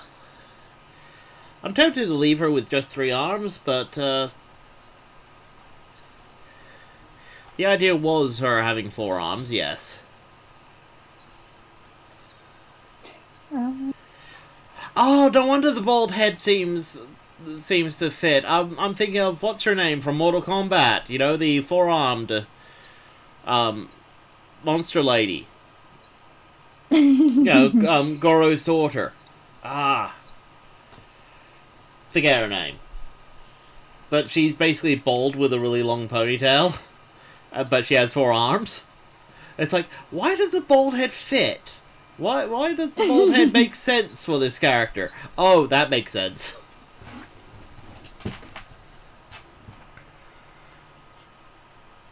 Shiva? You sure it's Shiva? I thought Shiva was... No, that's Katana. The one with the scary mouth hidden by the mask. No, that's, yeah, Shiva. Shiva.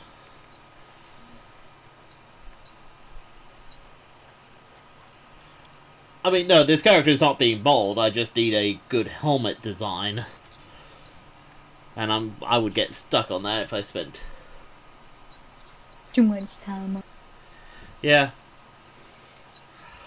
You know what? No, since one arm is a giant shield arm, I'm gonna say that, you know, the second arm basically helps with moving this arm. The other side is two normal arms, one of which is gonna be holding a, nah. Although I'm going to attach, you know,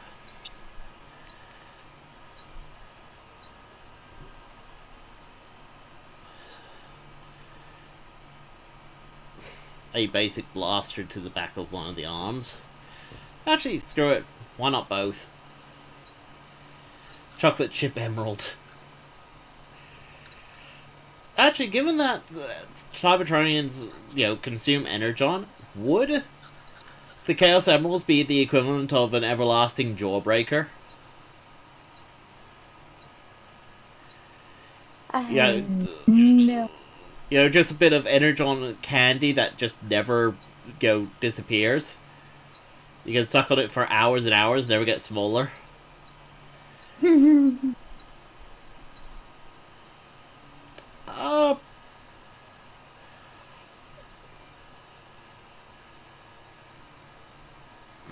Does she? No, she doesn't breathe fire. She wears a mask.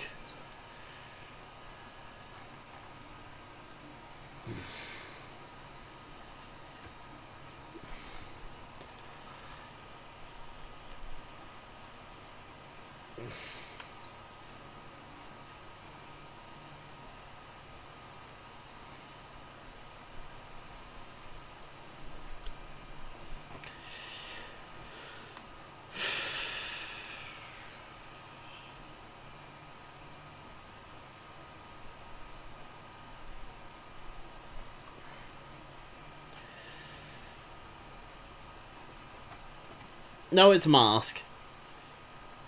Gotta remember, social distancing and such.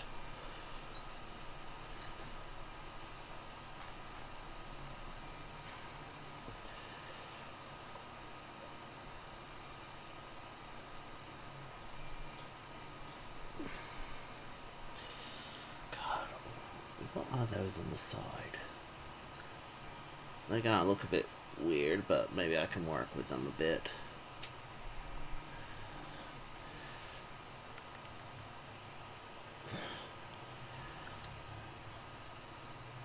Like, what the heck? Is she Wheeljack's daughter and didn't realize it? I'm sorry, the character that it's based on has these sort of, you know, Wheeljack side bits. That's like... Okay, like, they're meant to look like little wings, I guess, because she's meant to be a seeker. But it's like... But with the face mask and all that, it's like Seeker Wheeljack as a girl.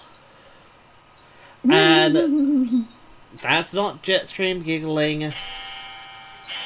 As you can tell, that's a very American giggle. You can tell from the sound of patriotism in her voice. Also, happy 4th of July, people. There's You gonna know, be fireworks tonight. you know, if you celebrate that.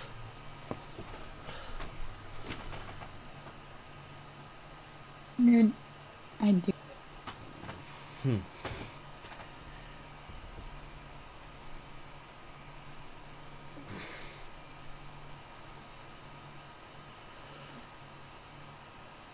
Well, technically 3. You know what, I'm gonna stick to 3. The idea being that the 4th arm is actually inside, is one of the extra set of servos inside the giant arm. Yeah. It works.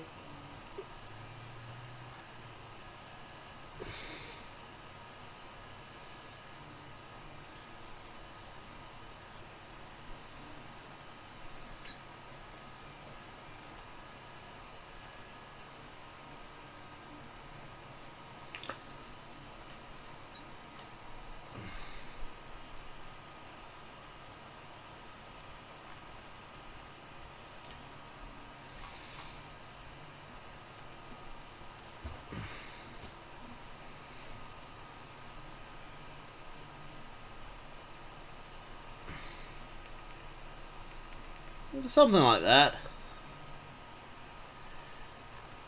Actually, I was thinking that the arm could probably have, like, multiple forms.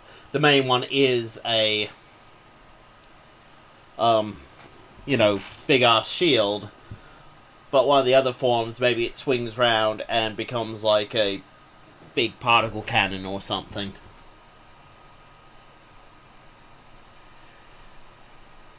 As said, this character is either gonna be Jetstream's greatest ally or worst enemy. Greatest enemy. Dun, dun, dun. I'm sure most people are hoping for enemy. Come on, the drama makes it interesting. Like, this is weird. I haven't seen Infinity War Endgame, so I'm not gonna get that. Ooh, a glaive. Actually, that could be cool if it could turn into a giant ass glaive that,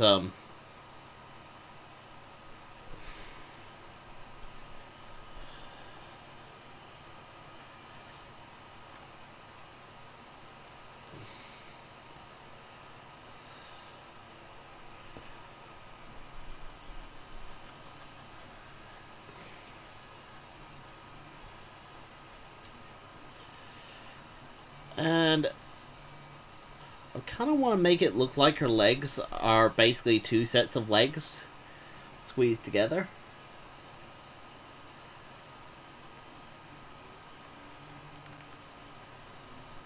Like, I want this to be a kind of combiner that people wouldn't have seen before, because technically it is impossible for this to even occur.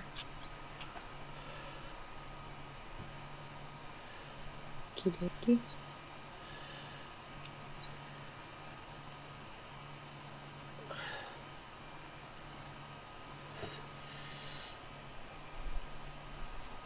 Now, more like General Glavius. Yeah, General Grievous is actually kind of inspiration behind this. Grievous. I mean, like, Star Wars.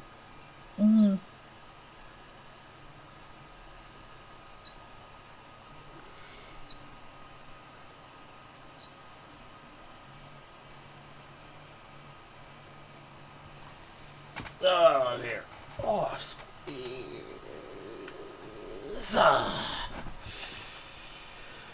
ah, dear.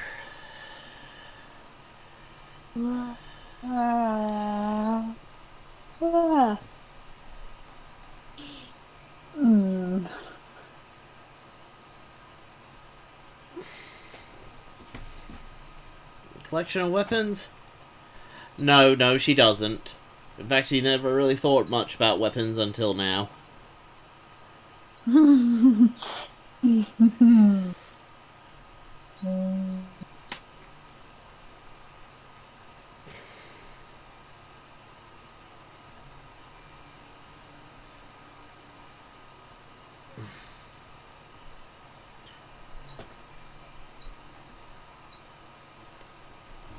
Hey, if you're having a seizure, do what you need to do to look after yourself, okay?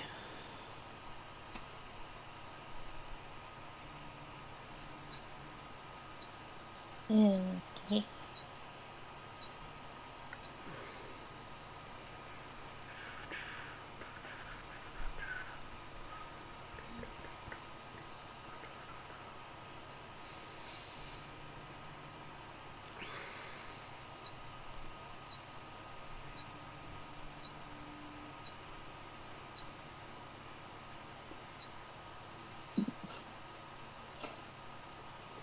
Okay.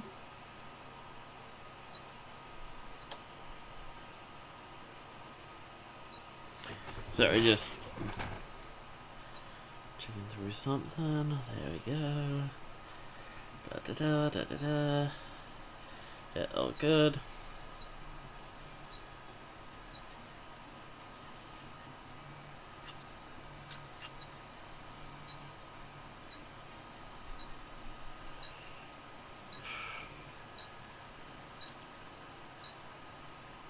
Everyone is asleep. Ooh, Hi. that's gonna be a nice video to watch later. Okay.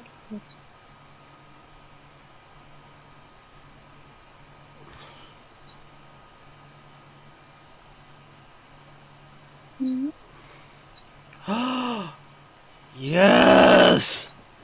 Sorry. What? A maker I follow is brought out his new video all about his pick and place machine that he's making. And it's like, yes!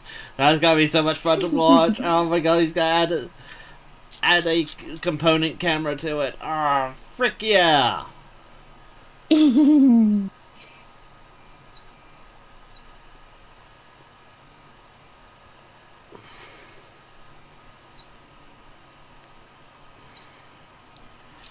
Okay, let's fade you out a bit. Clone. Dirt. Let's.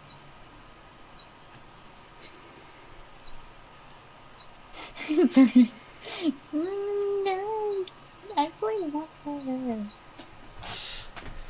I enjoy working with tech, okay? Like, I really enjoy it. It's one of my greatest joys in life, is being able to work with technology. It's also your name. Yeah, but that's what Jetstream calls me. All because she can't remember Terry. Apparently, Techie she can remember, Terry she can't. It's like, okay, sure, fine. Okay, Jenny Streams. Yeah, that's right.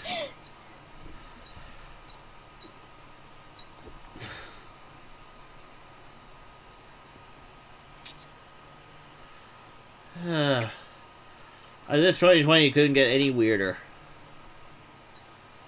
Okay.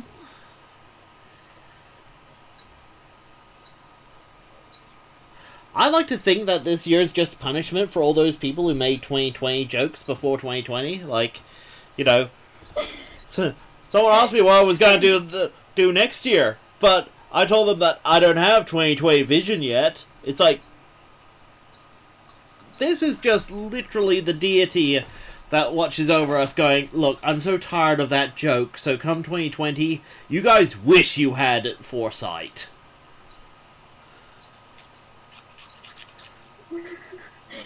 And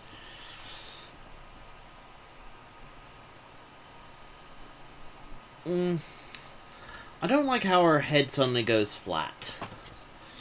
Like, it's the design that the original had, but it's probably... You know what? Let's try and make it more crown-like. Actually. Look, either way, it's a deity that didn't like the bad puns. And it's like, damn you! Gotta throw in a little bushfire, some virus, why not murder hornets? oh, freaking murder hornets. How already no. Oh, those things are huge. You know, and the funny thing is, the one thing I have learned from all this is that wombats are awesome. Yay!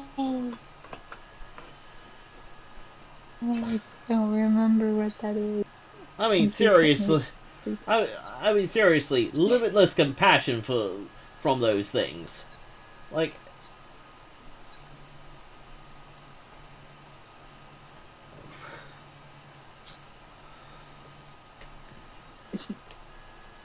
Aliens! Aliens!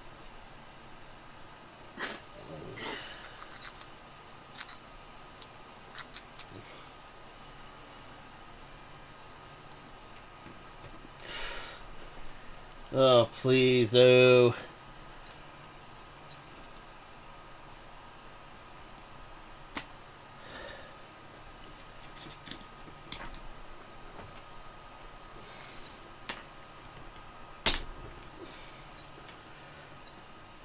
Sorry. Ah, there we go. Anyway. Yeah, yeah. There's a thing called murder hornets. Oh, geez. Those things are scary. Oh, their sting just burns. You'll be fine. I mean, too many of them, you might suffer a systemic shock to the system, but yeah, dose of adrenaline, some morphine, you'll probably be fine. I mean, come on. I live in a country with the frickin' platypus. You will survive a murder hornet. Where's Barry? Sorry. Did you realize that platypuses have neurotoxin? Yeah. Yeah. Yeah, do you know what a platypus's neurotoxin does to you? It's not a poison. It doesn't just poison. It doesn't poison you. It just turns your pain sensations up to 11.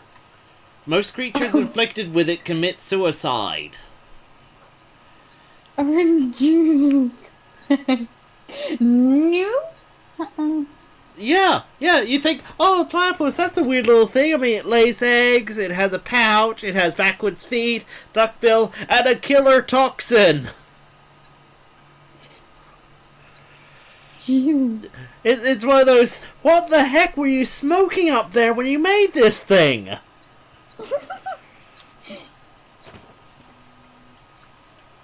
That you know of. It's actually why I think Perry was female. Like, it's one of the reasons why I think Perry's female, because Perry didn't know about the barbs, and the boys made an assumption that Perry laid an egg in one episode, and when Candace switched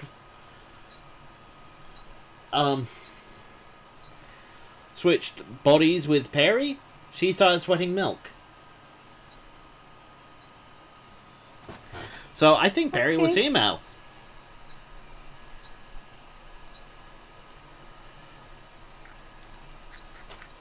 And that ends my TED Talk. Your what talk? TED Talk. It's a technology. I forget what TED actually stands for. TED Talk are these lectures you can watch freely online, and they'll talk about certain cultural or technological stuff. Some of the TED Talks are really interesting. Like, and a lot of them have to do with more psychology than anything else, but it's really, really interesting stuff. Like, I actually turn on a few. Like, I love the one by,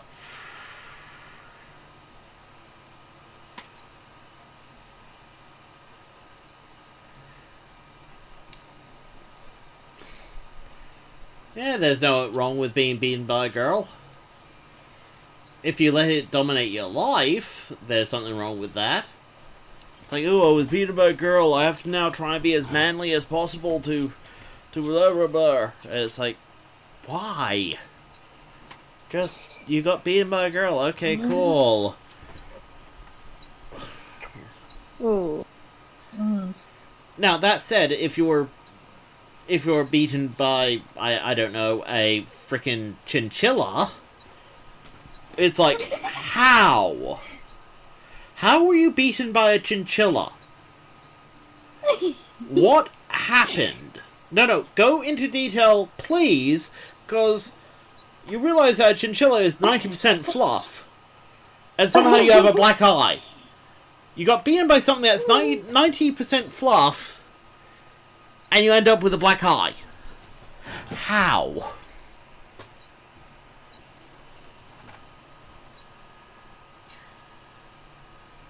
See? And Stephen, I'm drawing an NPC for the Jetstream on the Tabletop game that's going to be on tomorrow. Tomorrow. Well.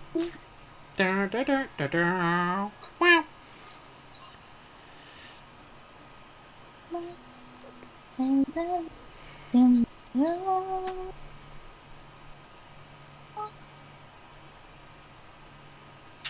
Woo. Yeah, almost.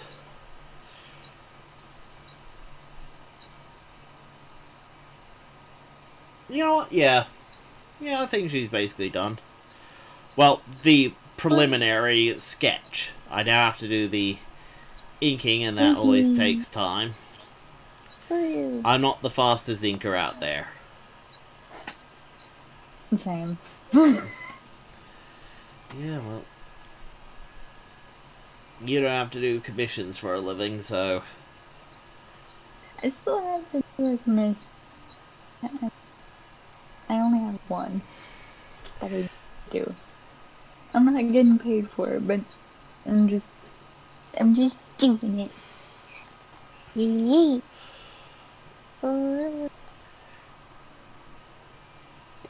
Thought process when making these NPCs? The main thought process is...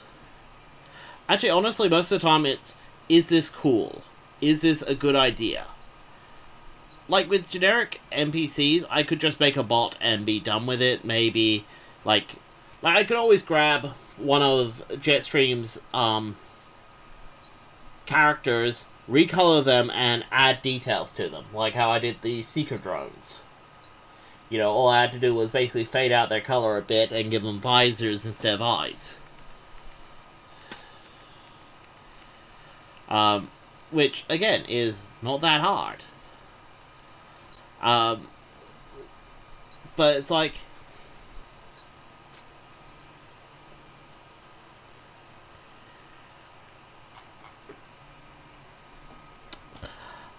But the main thought process is... Does this make sense for this character to be real? Like, Cutie Honey was one that I struggled with a lot when I was designing her. Because it was like, does this character fit what I want? And, Cutie Honey kind of fit a niche of, I wanted to make the Action Masters real. I wanted people to go, oh cripes, there's this new type of Cybertronian out there who's not a Transformer. This is weird, this is interesting, and I wanted people to be able to run away with the concept. In fact, I was hoping to even maybe spark some intrigue in, like, Retrowave, and have Retrowave go, well, they get more powerful by giving up their Transformer form, but, you know, they lose their ability to transform, but they become more powerful as a result.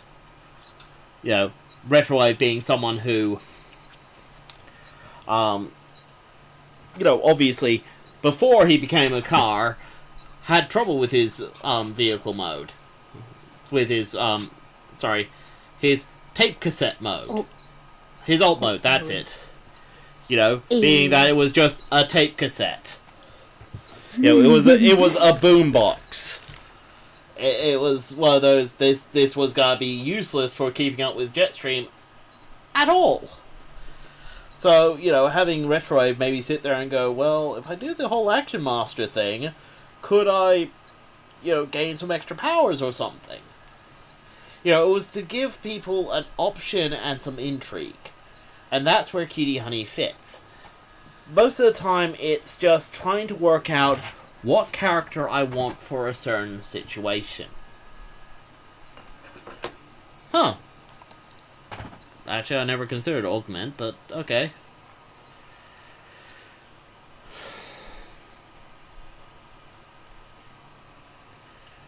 Look, I'll give you a couple of clues, but I can't give you spoilers. One of which is this combiner should, under any other circumstance, be impossible.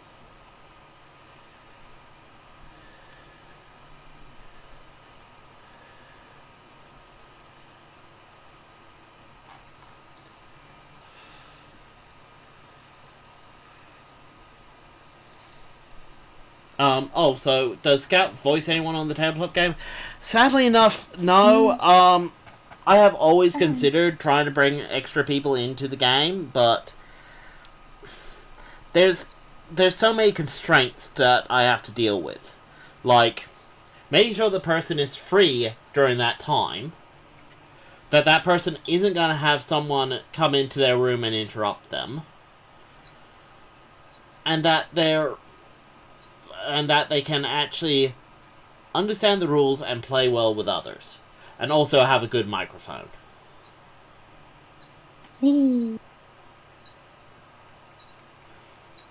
Actually, tell you what, Nindrago, if you're really, and this is me trusting you, tell me in Discord, and I'll tell you if you're right or wrong. But you're not allowed to tell anyone else. No. No. Mm-mm.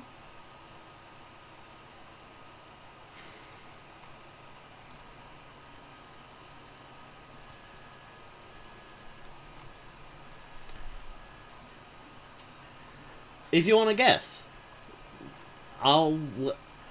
basically, I'm trusting you. If you want to tell me who you think this is in Discord, I will tell you if you're right or wrong.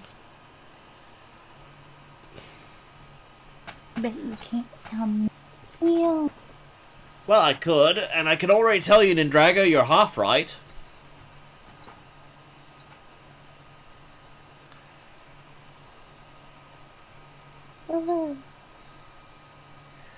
Steve, I don't do requests. If there's time, maybe, but I don't think there will be. It probably won't be. Because it's taken me 2 hours to get to this point. Nope, Nindrago, you have one more guess.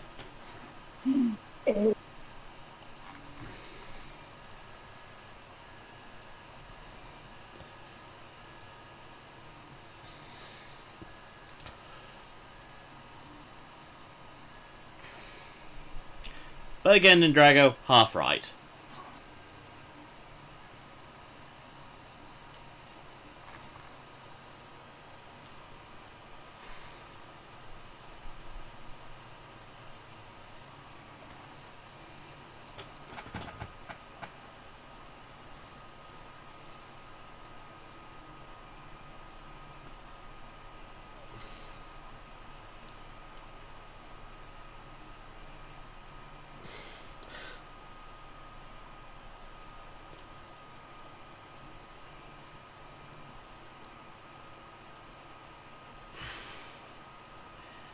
Okay, now I can start inking.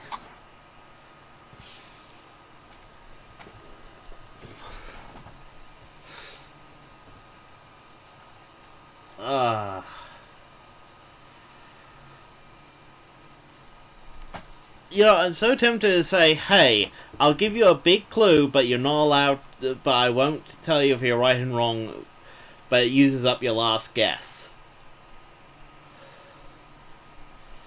You know, so basically I'll give you a clue, but you're not allowed to, but I won't tell you if you're right and wrong with the next guess. Just to be mean, just to give you, like, you know, the whole 24 hours of not knowing. You have to admit, that does sound evil. And I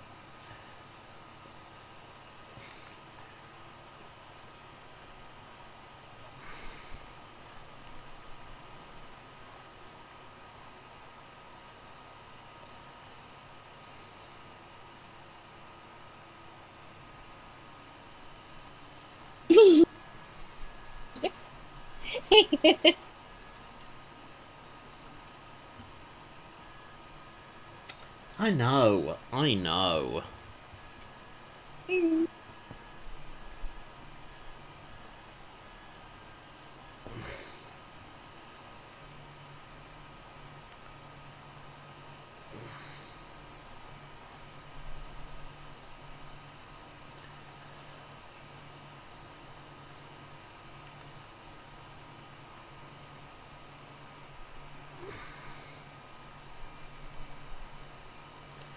Actually,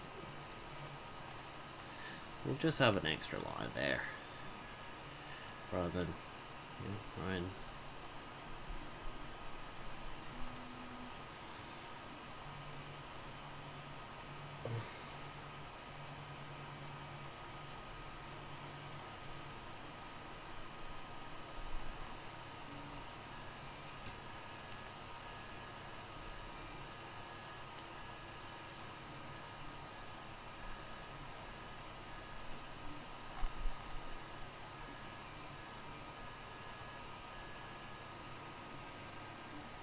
Well, I'm not familiar with how Hot Rod looks in the latest series, so cool, I guess.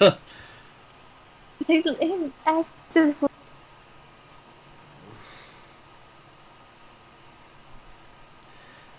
It's pretty.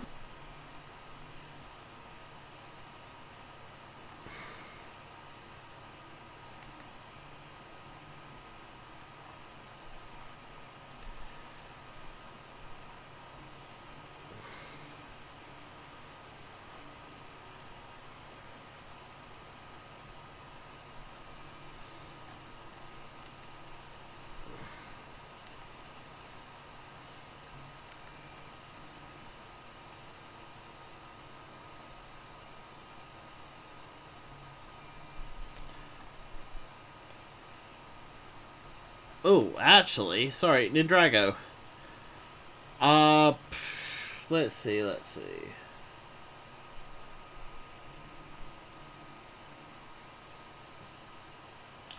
Uh-huh. Boom. Sorry, low patience. Sorry, that Malik guy, showed up, was like, noob, this is so dumb.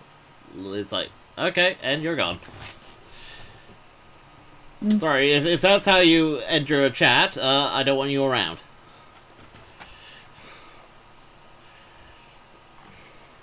Plenty of fish in the sea.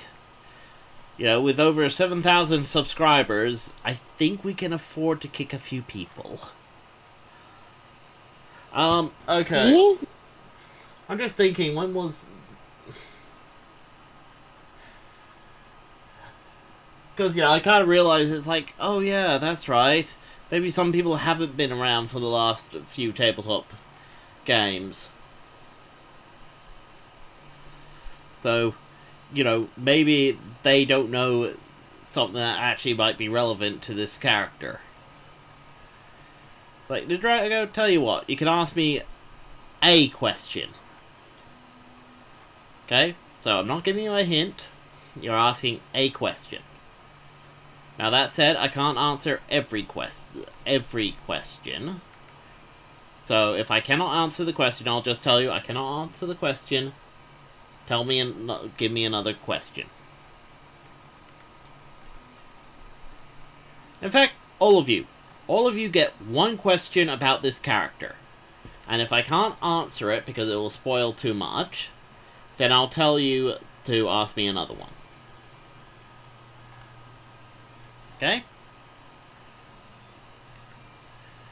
So, obviously you can't go, who is this character? Because, no, sorry, you'll have to ask another one.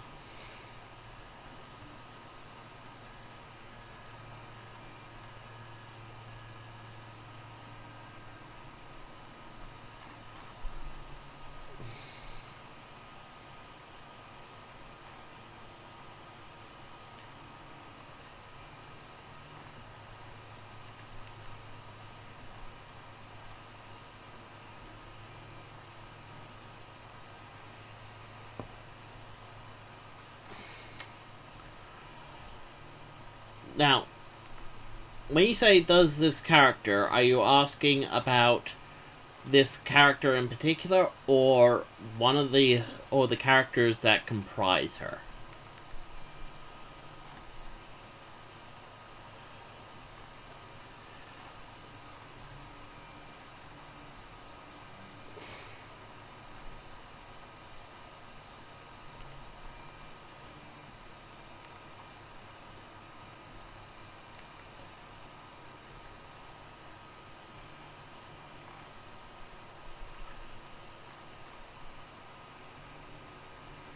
Team.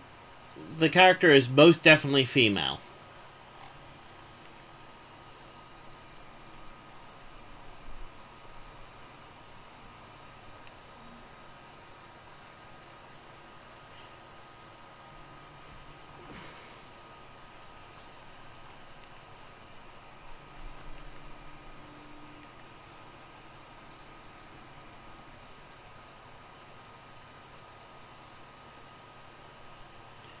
Character as a whole, other than the extra limbs and the transforming massive arm, no. Doesn't seem to have any other special powers.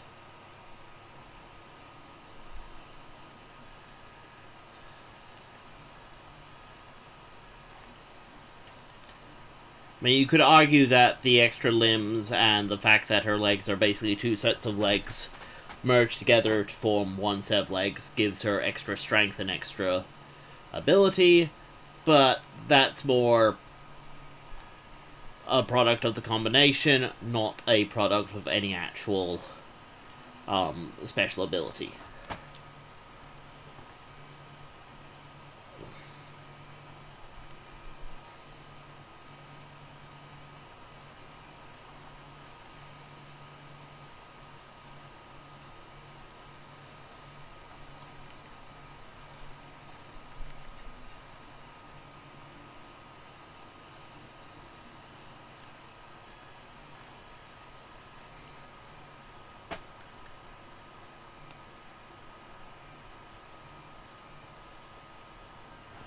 Scout, did you have any questions?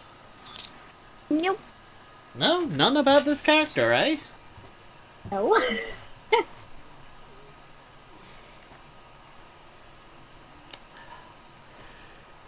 Okay, Nindrago, you gave your last guess. Are you sure you want to... Are you sure that you want this to be your last guess?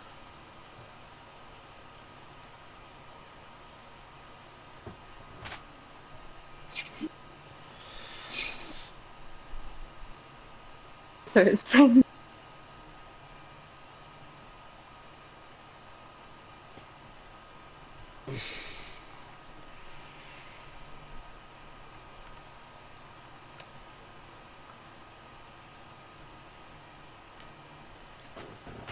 You're only half right.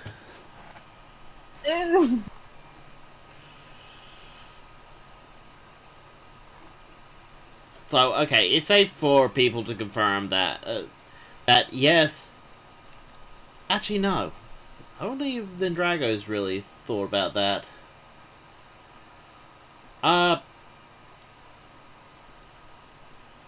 No, Steven. She's already the combination of two female characters.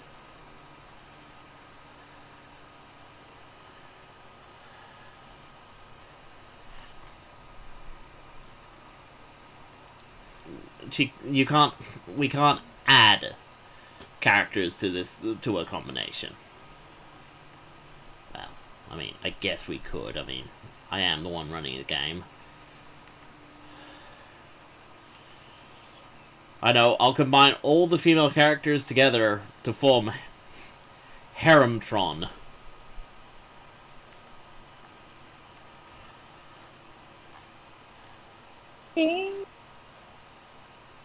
Well, okay, Drago? A slight possible hint. Did you watch... Were you there for the last Jetstream on the Tabletop Game?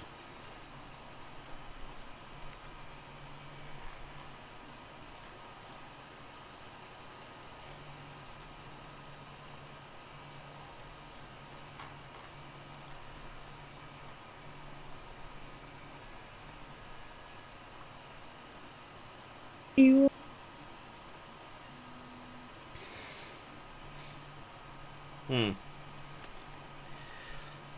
Then let's just say all the pieces are in place, you just gotta work out how they fit together. They work.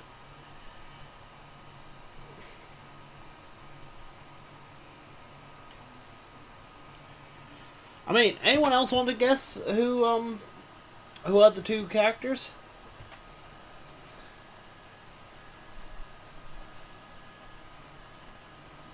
Shockwave got exposed? I think it's the one where Shockwave got exposed. Yeah. Yeah. Oh, Yeah. right. It's Yeah. the one- I actually forgot about that. Ooh, sheesh.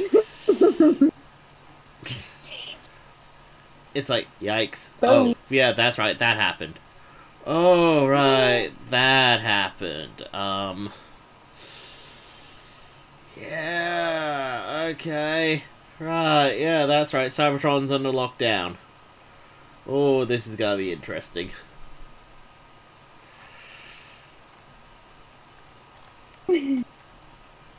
What?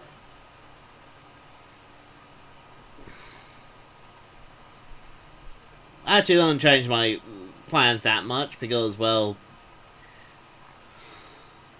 yeah, I believe so. I believe that was the latest episode. Shockwave got exploded. Shockwave got exposed.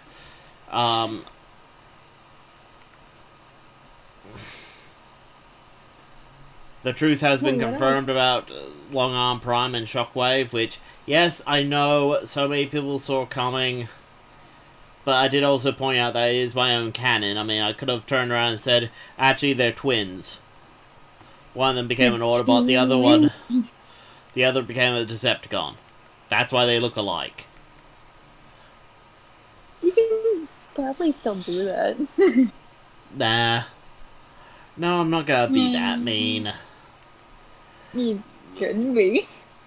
Yeah, I could be, but it would also be kind of just silly at this point, because it'd be like, hey, yeah, remember all that effort you went into to find out who Long Arm Prime really was? Yeah, I'm just gonna say that was pointless. You never want to make players feel like that what they did was pointless. Yeah. You know, it's like, obviously, you don't want players immediately defeating the dragon, but you also don't want them to be like, look, I can't beat this dragon, I'll just leave. Because, screw it, I can't beat this dragon, no one can beat this dragon, screw it, I'm out of here. No player wants to feel useless. They're in a game to do things that they can't normally do otherwise. You know? In real life, you can't throw a fireball and fight a dragon. In a tabletop game, you can. So why rob someone of that possibility?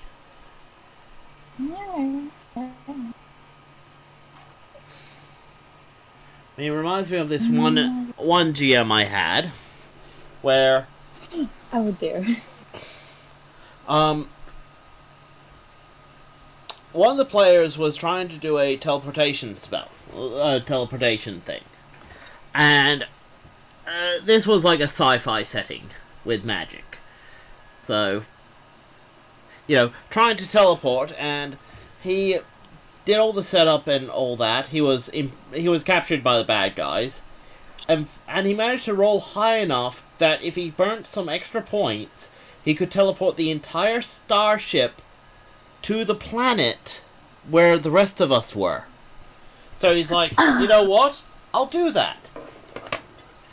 The GM turns around and goes, no, you're not allowed to do that.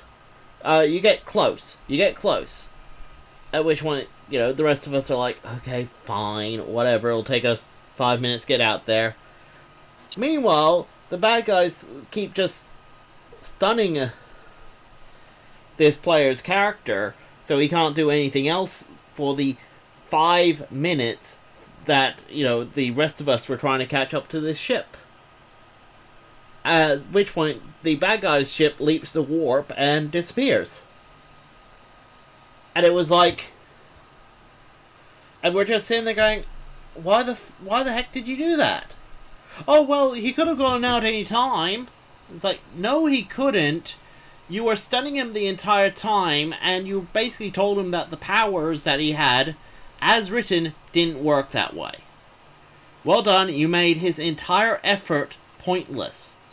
Like, the player actually pointed out that, look, you know, if you were going to pull that, I would have just teleported out of the cell back to the planet. You know? There was, you know, there was no point me putting in all this effort and trying to do something awesome if you were going to turn around and say, no, you can't. You know, and we weren't beginner characters. These were like level 15 characters in a level 20 system. So, you know, it maxes out at level 20. So, you know, level 15 characters meant to be really freaking badass. You know, so having one of them able to teleport a spaceship isn't actually outside of the realm of possibility. Oh, wow. I would love to see that. Given that I was playing a character whose whole thing is... Sometimes in tabletop games, you encounter weird rule sets. Like, really freaking weird rules. Like, I had a medic character that, believe it or not, because of how the medic rules work, I could only heal one person at a time, and it took my character about 5 to 10 minutes to do. Or, get this, because of the surgery skill my medic had, my character could operate on up to 6 people in half an hour. And even if they've been dead for 5 minutes, I could successfully revive them that way. So we're kind of just looking at this going, wait. So with a medkit and such, I can only treat one person at a time. But if they needed surgery, I could operate on 6 people, some of whom could be dead, and they all survive. That's how good a surgeon I am, apparently. But apparently with a medkit, you know, so it's like with band-aids and a spray bottle, I can only deal with one person at a time. But if I had to do surgery, 6 people at a time in half an hour. That's 12 people an hour. That is, you know, 12 people an hour. 120 people in 10 hours. It's like, how many people are injured? Oh, 20 of them. Oh, cool. That's only an hour and a half's worth of work for me. Oh, wait, sorry, they only need med kits. No, that'll take me hours to deal with. Oh, unless they were dying and needed life-saving surgery, then I could just do the whole lot in an hour and a half. No, I don't want a plushie on myself. No. I'd be kind of weirded out by that. I'd be like, it's wearing clothing. Do I really want to know? Do I really? No, I don't want to play you. Scout would probably want a plushie of me.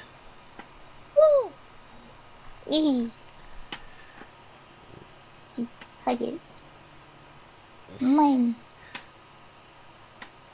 Mine and no one shall have it.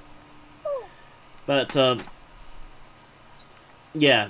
Sometimes it's just funny when you encounter weird things in a game system like that, where you just kind of sit there and go, wait a minute.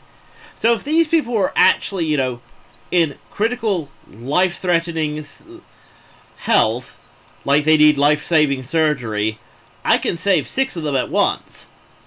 But if they only need a med kit, it takes me 10 minutes to do one person.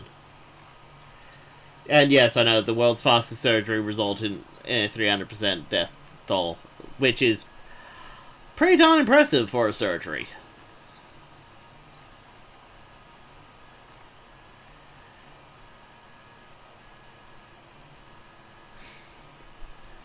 You know that voodoo dolls are used to actually remove pain?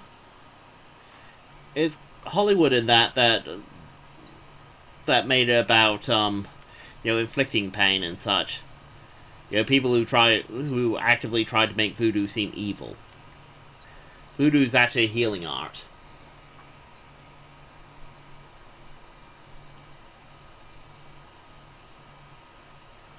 Who is this character? It's a random NPC that people have failed to guess who she's the combination of.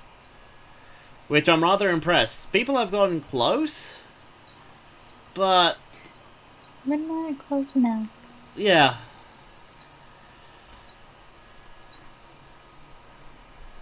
I mean, people are allowed to ask questions. Yeah, no, voodoo is all about healing, actually.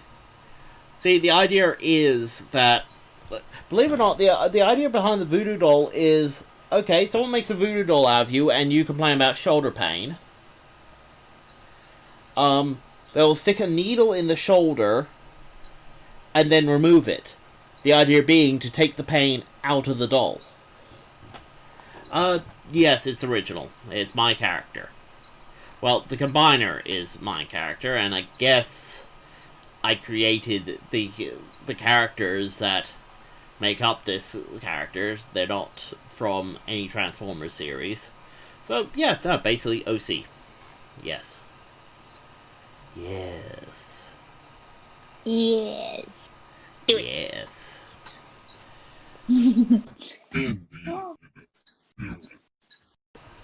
Okay. Alright.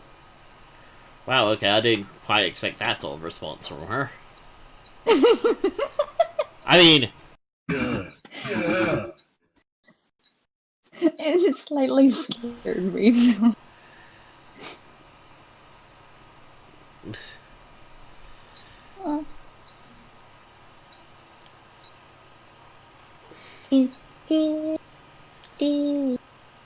That said, I don't mind people drawing, like, fan art of characters I create and all that. In fact, I would be quite flattered if people did. I've never actually had anyone make fan art of my characters. Well, yeah, there was one piece, but... yeah, actually, no, 2 pieces. Huh. Shame I can't show either of them, because that's another identity that I keep separate from this one. Okay. Oh. That, and funnily enough, one of the pieces of fan art was of a character I actually made for someone else, so it was more fan art for that person than for me, but they thought I owned the character, so they're like, hey, Techie, here's this bit of fan art, I really love this character you made. Nope, it's not Jetstream. Jetstream is not involved in this form. I was just gonna say, somebody called Jetstream, but I see now. Never mind. Nope.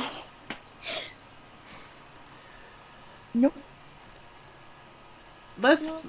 okay, as a final hint, I'm not giving any more hints, Jetstream inspired the characters behind this character.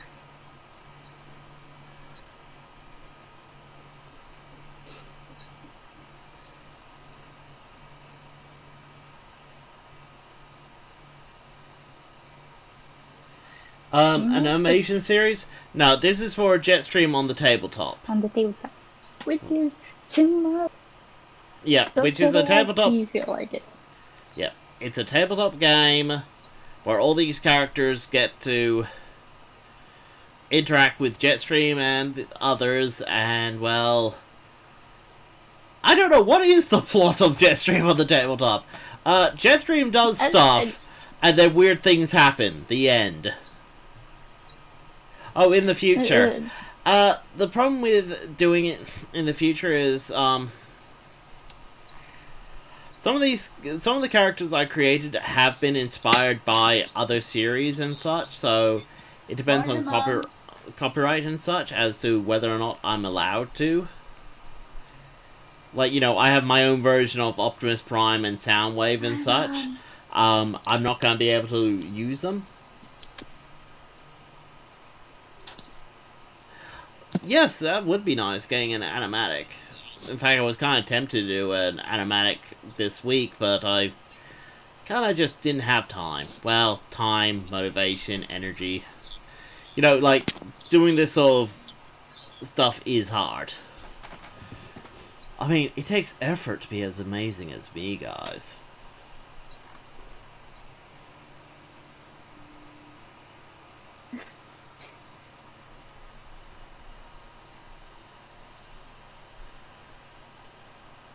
Well, it's for the tabletop game. It's an NPC that Jetstream may have to deal with. Sorry, a non-player character that Jetstream may have to deal with. And that's why I create these characters. So most of the time it's to go, hey, I wonder how the players would deal with this, you know?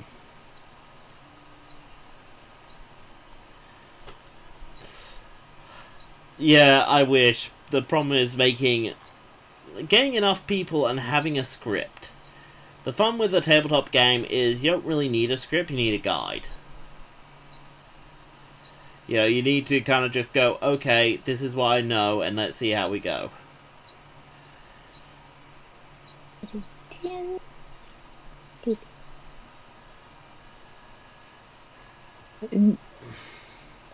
Well, players, well, we have Jetstream obviously playing as herself, because we couldn't convince her to be anyone else. Oh, and you have Rachel. And my friend Sol is playing the ever-lovable Retrowave, who claimed he was going to play a chilled, laid-back character when this game started, and then 5 minutes into the game, that went all out the drain because he met Jetstream. And we play in a system called Powered by Apocalypse, which uses a 2d6 system, 2 dice. Jetstream sister and strong arm? No.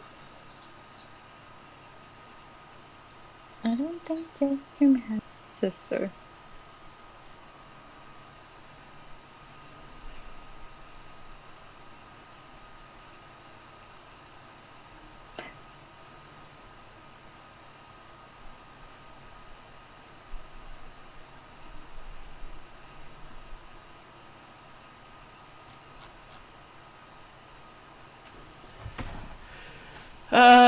Not really. Don't want to know a secret.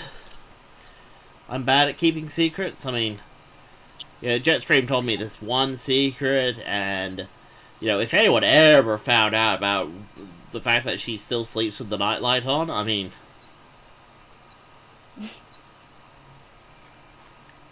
Mm-hmm. It's a joke. I don't know if she sleeps with it. I actually use a Wacom Intuos. A Wacom Intuos. You see, I actually have a big monitor in front of me at eye level. In fact, slightly higher than eye level. So I have to tilt my back a bit to make sure that I'm looking straight at it. That way I can keep my posture straight while I draw. It's actually one of the big reasons why I'm able to draw for so freaking long. Meanwhile, all my friends in there are like, you know, bending over this settee is so painful. Because, you know, I don't have proper posture or anything. And, yeah, mate, I'm not one for secrets. I mean, you can share if you like, but I'm not gonna force you. Also, I'm just checking my printer. I'm still getting that Z wobble occasionally. Does seem to be on that side, so... Okay. Hey, you'll find out tomorrow, guys! I mean... Do you really think I was gonna spoil who this potential character is? Maybe. Actually, I'm really excited about the idea behind this character, so yeah. Could have happened.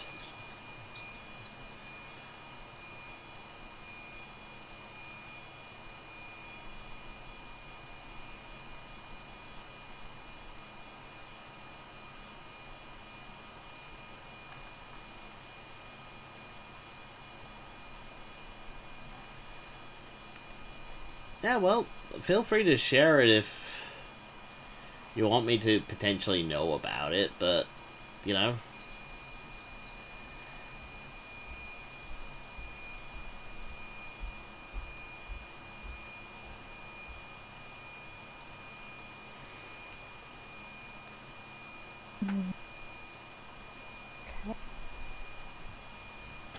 Why not a pen display? Well, you see, I have a bad back. Like, I actually have a twist in my spine. So I find if I lean over anything for any length of time, it hurts my back. So I've set up my desk so I have to keep my back straight, feet on the ground, and all that. So my back is always supported by my chair, and that I'm not overstressing anything.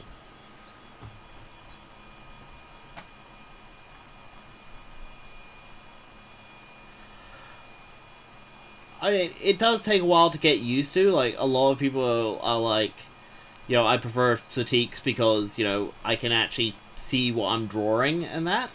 Because it's like drawing on paper.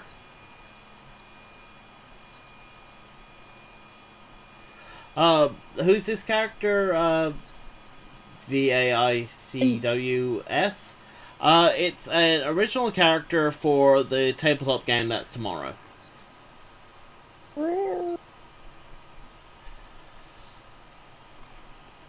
But, yeah.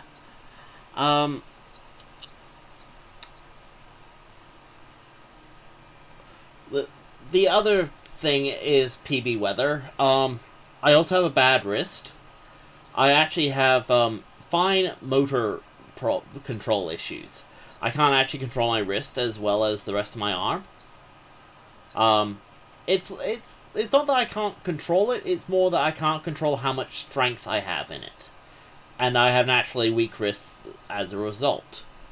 So it's really hard for me to do some of the fine movements. And yes, I know, troll-faced guy, sorry for being a bit toxic. It's cool, mate. Hey, you said sorry. That's cool. So having something I can hit undo is useful. Because, you know, I'm able to go back and make sure that, you know, all the work is fine.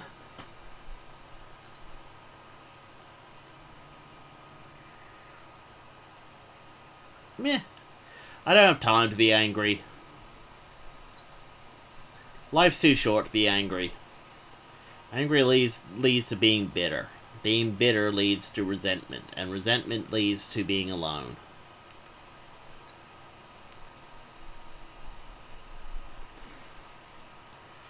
I'm not saying forgive everyone, but give everyone another chance.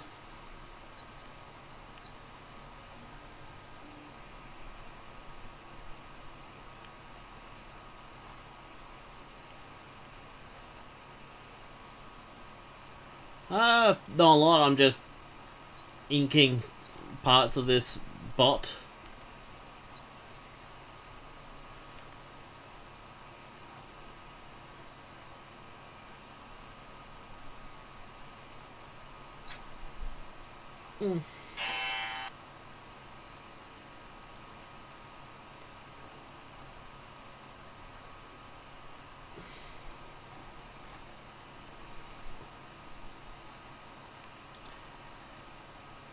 Yeah, well, you're always welcome to stay around.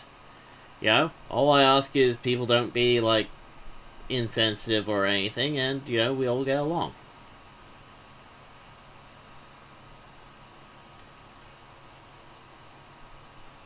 Yeah? Neat.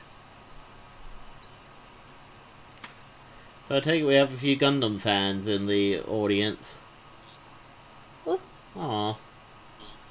You gotta leave. Oh, that's a shame. Oh.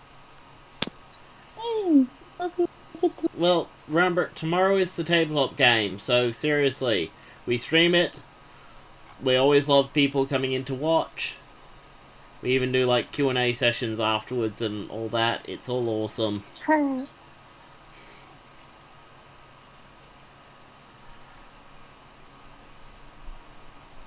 course, part of it, but maybe.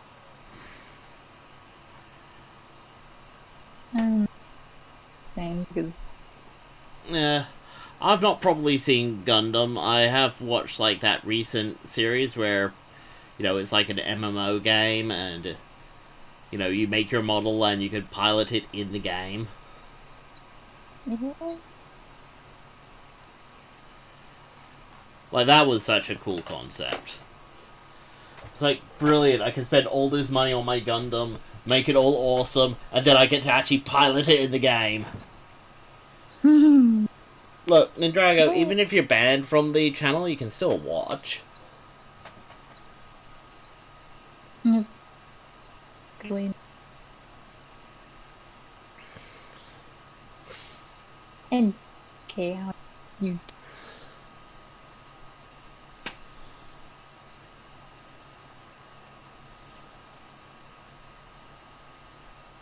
Okay, sorry. Just stretching my arm, because I'm getting a little bit cramped up. It's nothing major. It's annoying, but it's like, Been drawing for what, Scout? Like, I've been drawing for like 10 hours before this, doing my own private commission work. yeah. Then I've had to have a bit of a break to have dinner, and now I'm back drawing. Drawing for tabletop stream. Well, then Drago, there's not a lot I can do about that. But there is stuff that you can do about it. Strive to be a better person, okay? Prove yourself. Yes, it's going to take time. Okay? But be the better person. You have to be better. And there's always ways to improve. And yeah, sure, they're not going to come right away. But chances will arise.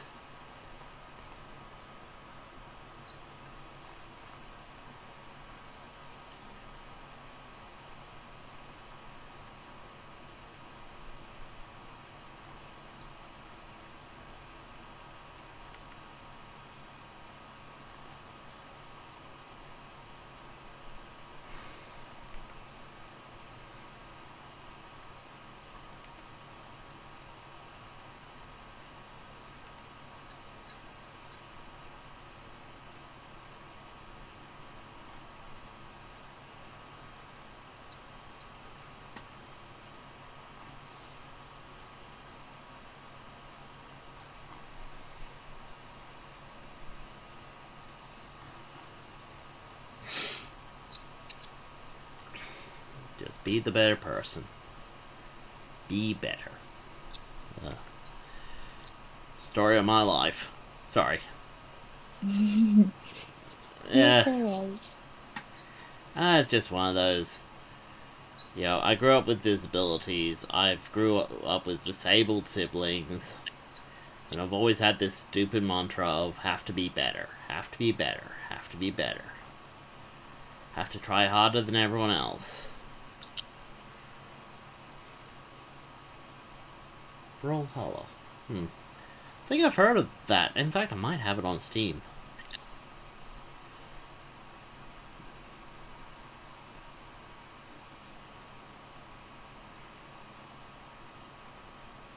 Yeah, I think that's what makes life kind of amazing, actually, if I had to be honest.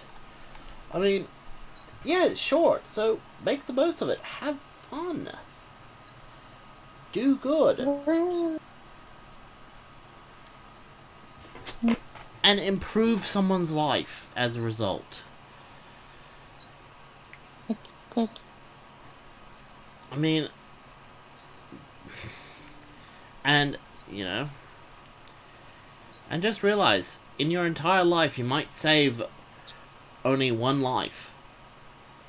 But guess what? It's perfectly fine if that life is yours.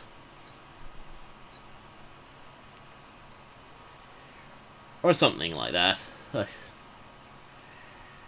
It was some philosophy thing. Based on the lines of, you know, it's okay, you know, realize that your life has as much worth as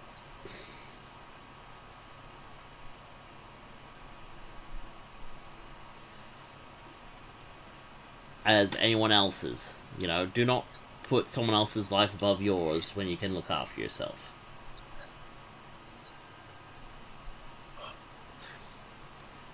Yeah, okay, mate. Sorry, but trying to bully us into reacting to Gundam is gonna lead us to not react to Gundam. Because we'll be like, okay, no, then our reaction's not legit because we don't want to do this. We're being made to do this because someone will complain if we don't. You can see the problem there?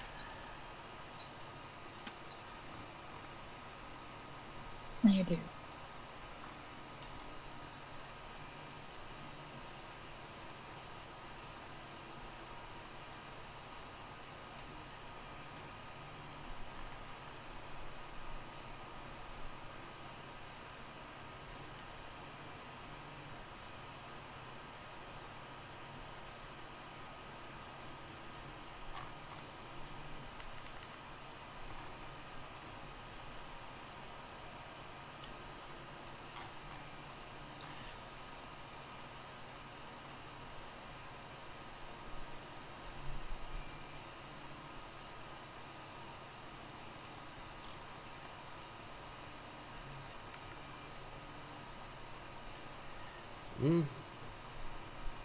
No, Steve Hamilton going on about how he won't complain for the rest of the stream if we react to Gundam. It's like, yes, I'd be very tempted not to react to Gundam if that was held to my head. Which Voltron? Are you talking about the original Go Lion Voltron, or Vehicle Force Voltron, or the DreamWorks Voltron, or Voltron 2000, or the other Voltron reboot that no one talks about? All I know is DreamWorks. Hey, Legendary Defenders. I think it's interesting. I've not watched all of it, but, you know, I think it's interesting. Yeah, Legendary Defenders. Yeah, I think it's interesting. It's actually nice seeing DreamWorks actually, you know, produce something interesting other than Shrek movies. They made the Netflix series of She-Ra. Yeah, I know they did, dear. No.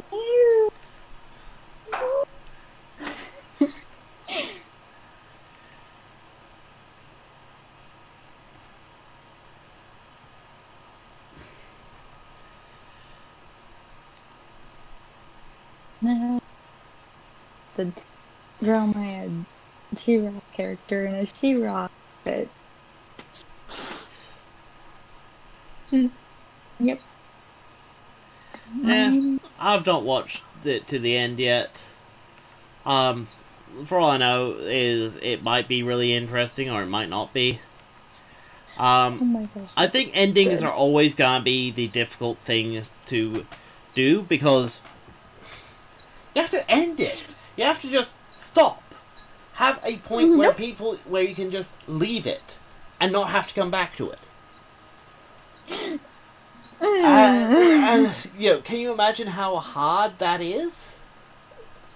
Oh, it is hard. I finished the whole series. You know, it's yep. like, and yeah, you know, you have to come up with an ending that you think the fans are going to like. But the problem is, you have to come up with the ending before the fans even watch it, because you know how much time animation in that takes. So you can't just go, okay, well, you know, we'll come up with the ending before the fans get to it. It's like, well, no, you can't do that. You have to already have it in the works.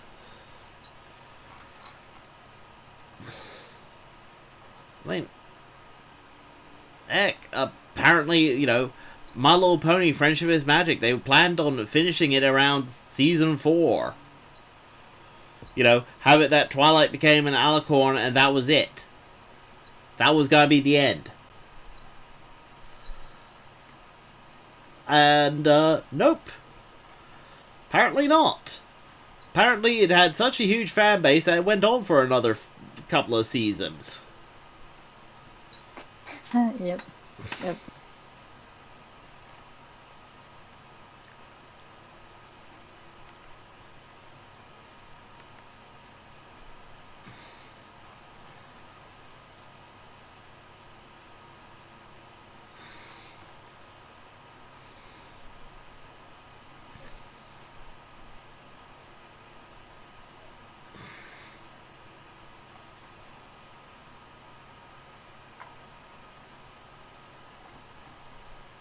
I'm nearly done.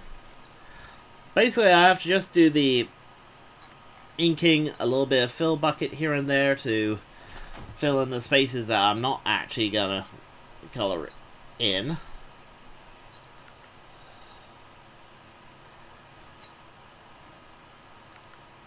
Actually, I might move that a little bit down a bit more. Rather than oh, come on. Redraw that curve. Just bring it down to about there will do.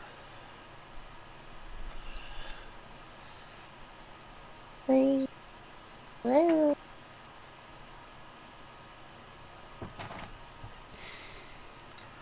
Yeah.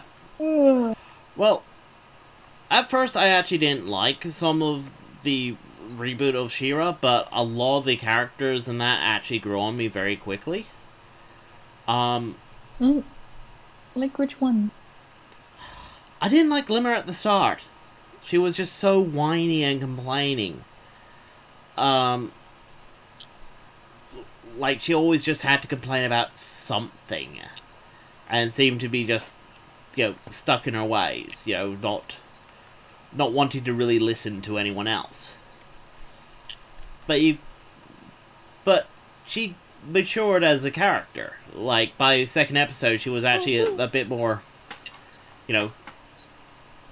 interesting to see. And, then you have the whole,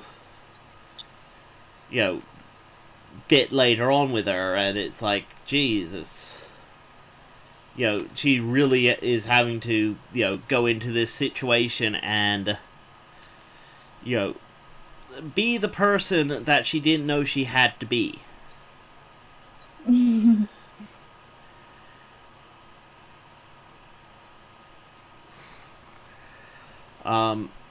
Understand, I grew up on She-Ra and He-Man because those were the only tapes that my siblings would get out of the, Blockbuster or whatever when I was younger, so got used to seeing He-Man a lot. Also because they were the tapes that were available at the time as well.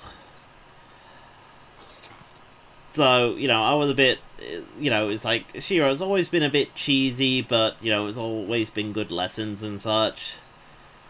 So I was always worried about the Netflix series, especially hearing some people complain about, political agendas being pushed into it and such, but I was pleasantly surprised and was like, oh yeah, okay, 2 characters are gay. Cool. Whatevs. Okay. Like, the number of people who complain about stuff like that, and you're just like, uh-huh, okay. Sorry, you guys are complaining why?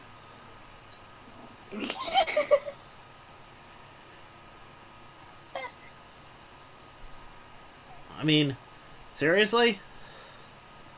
You realize this is something normal people have to deal with on a daily basis anyway?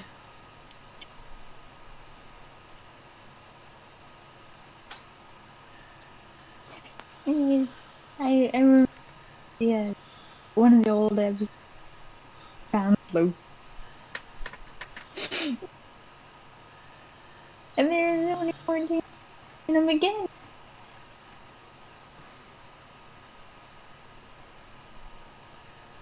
It's like, oh no, 2 girls are kissing. Whatever will mommy think? I don't, it's like, I find that stuff just funny.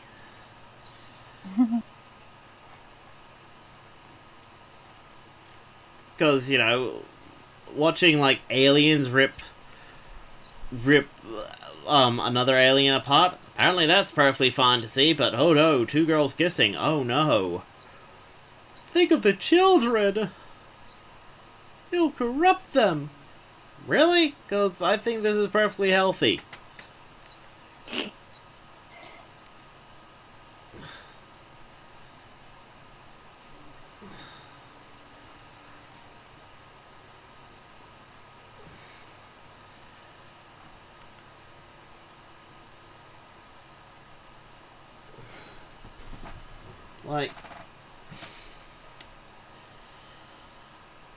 Funnily enough, I have to go back to Star Trek for one of my points.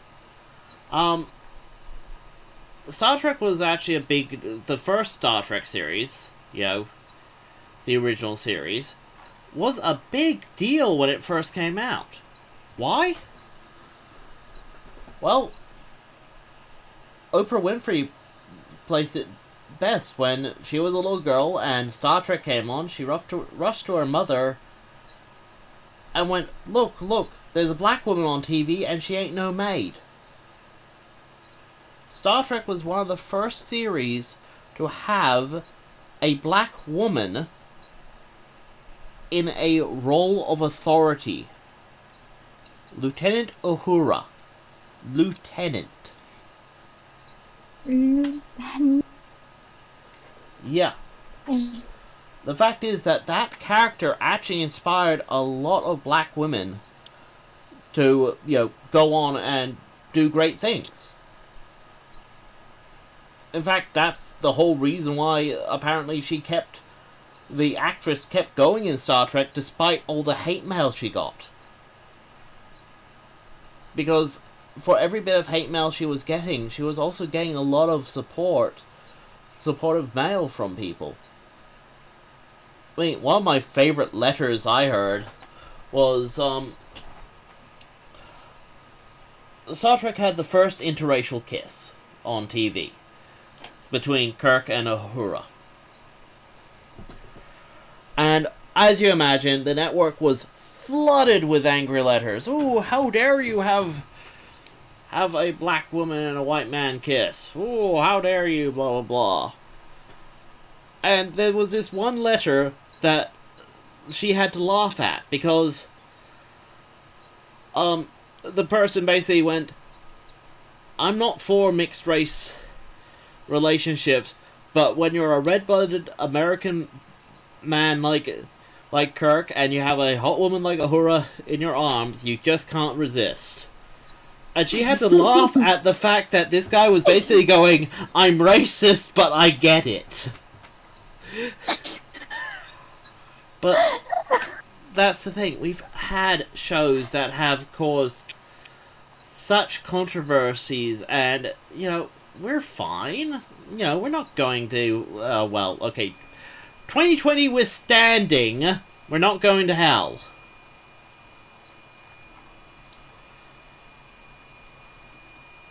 Okay. I like to think that there will be less murder hornets in hell.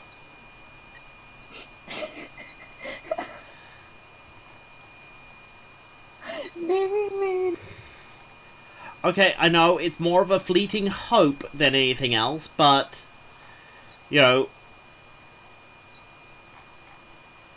I like to think that Satan is like, you know what? You guys had enough with 2020. You'll be fine, Don't worry, we'll start the punishment next year.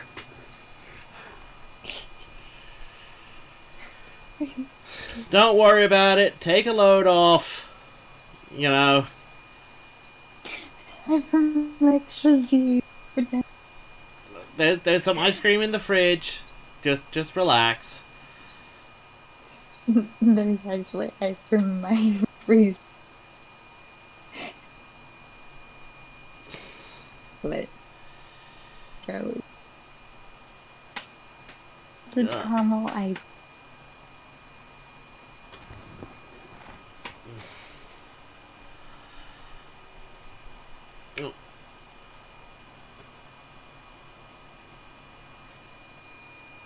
Bye. Rar. Indeed. Rar.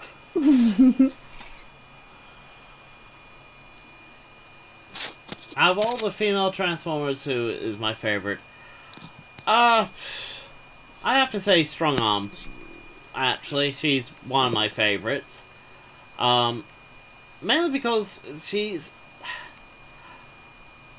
My problem with some of the female Transformers I've been exposed to, which were, characters like RC from Robots in Disguise or G1, and, Windblade and that, it's almost like they have to be tough for toughness' sake, or they have to be extra girly.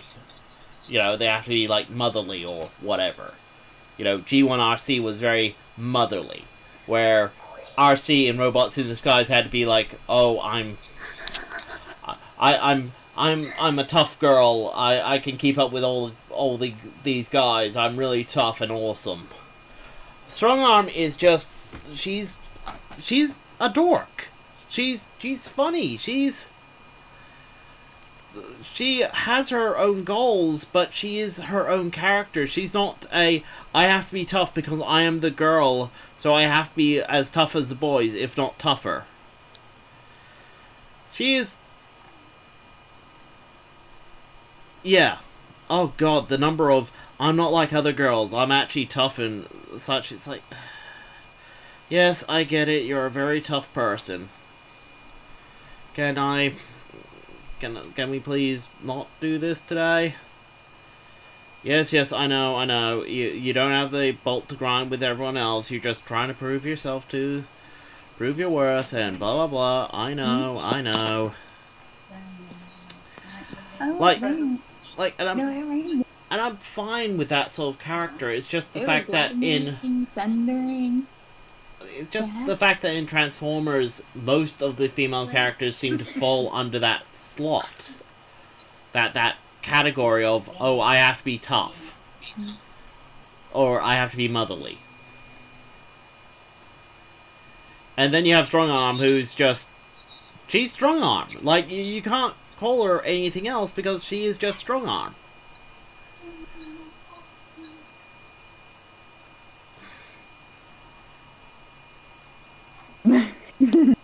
She's not trying to be tough for the sake of being tough.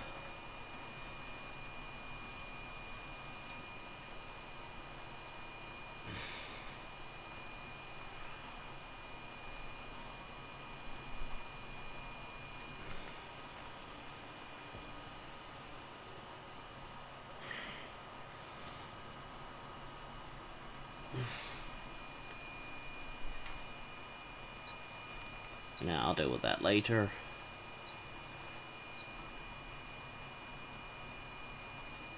Yeah, if I go with that, nah. Keep that clear. Pull that a bit, that way this part comes out like, looks a bit like a crown. That way we can have the combined form be like, kind of this kind of queen paladin type thing going on.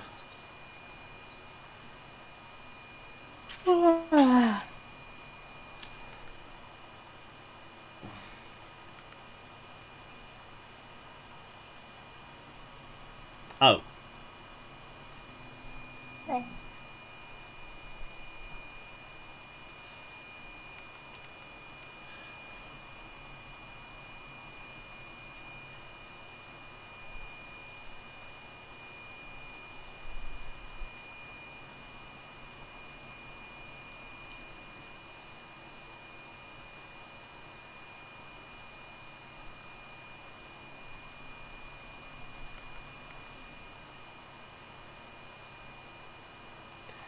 Yeah, I might correct those wings later.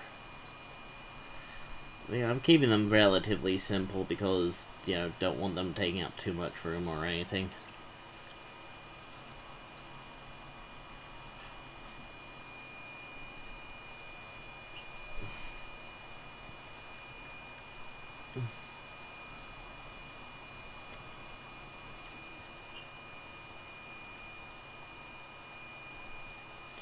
Oh, really? Did not know that. But then again, what parts of Transformers Energon was considered canon? in the entire Unicorn trilogy, just kind of one of those, yeah, it happened, but we don't have to like it type things.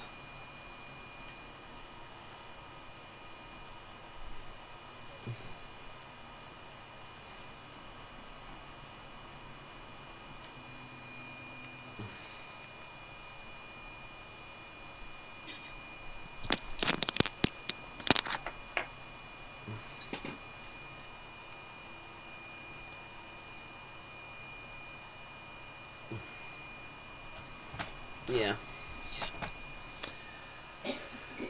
You know what? We're just gonna give her some basic barrel legs.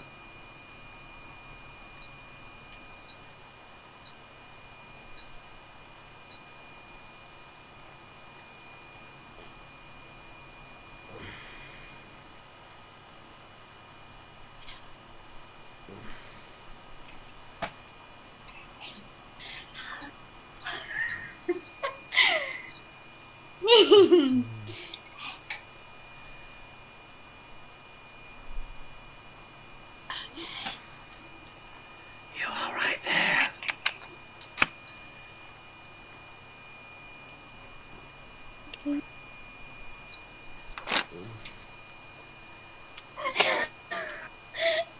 What the heck's got you giggling? Jeez.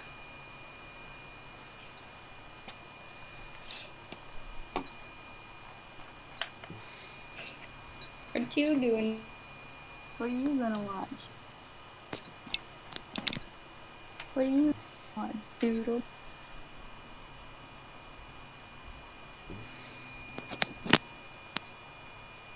E. Okay. Oh. Oh no. Oh no no no no no. I didn't. Oh, thank goodness it worked out. Okay. Sorry, I realized I inked it with the canvas flipped this entire time, and it's like, oh, that's never a good thing to do. Well, it's not, because when you draw with a slight slant, based on, you know, which hand you use, you know, predominantly. Like, I'm left-handed, so all my characters have a slight left slant. That's why it's useful to flip the canvas occasionally to try and counteract this slant. Everyone does it. Okay? So before people are like, oh, are you that bad an artist? It's like, no, everyone does it. Because, you know, we get used to, you know, moving our hands a particular way. You know, obviously, me going this way is easier than me going this way.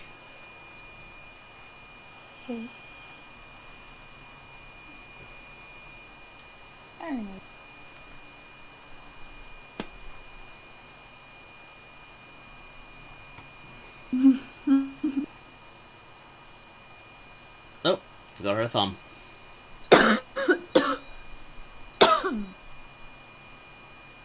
Is it 2 seekers? Yes, it is.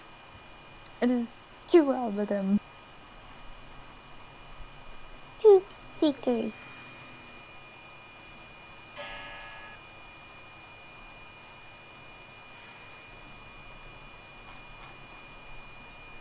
What you looking for, Doodle? Not being talkative today? I'm talking to one of my nephews. Ah, I He's see. not being talkative. He's not being talkative. You were so talkative yesterday. Yeah, that's probably because he now knows that everything he says can be heard on stream. Oh, right. Hey, and the other one, I don't know what to give him. I don't know what kind of nickname to give him. Other than a Sith Lord. He acts like a Sith Lord.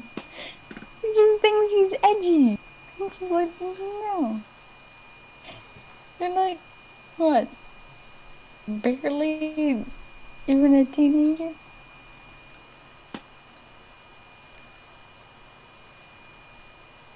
Yeah, but all teenagers are like that.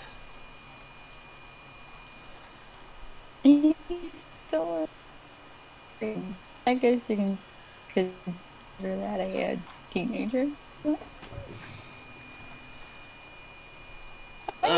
is that? What does that look like at the beginning of that recent Star Wars movie, Rise of Skywalker? I need to actually finish watching.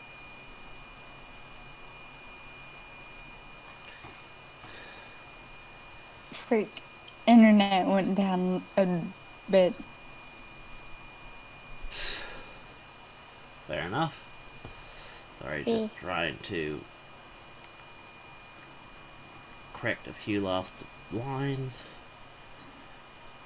We only have one child. It's the quiet one. Sorry. It's the quiet child. Okay, and there we go. That's her inked, ready for colors. Yay! Would you stream?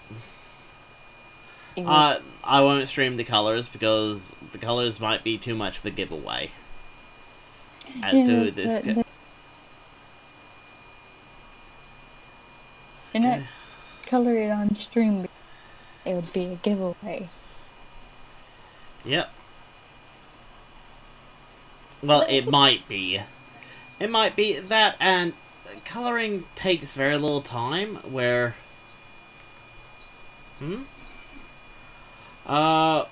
if it's on Scout's end, I do not know. If it's my end, it's probably my 3D printer, which is actually nearly finished. It's, print. Hello. Hello. Hello. Is it? No, Hello. It's not Slipstream and Novastorm. I'll give you a hint. These characters have shown up in the Tabletop Game. Alright.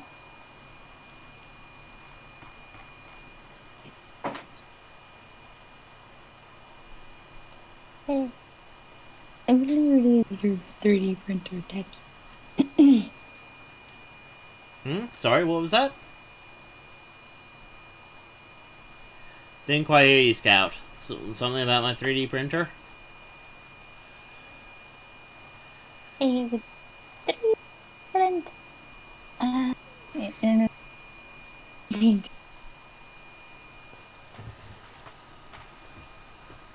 dear. Anyway. There we go. I now go selection source. Hit this up.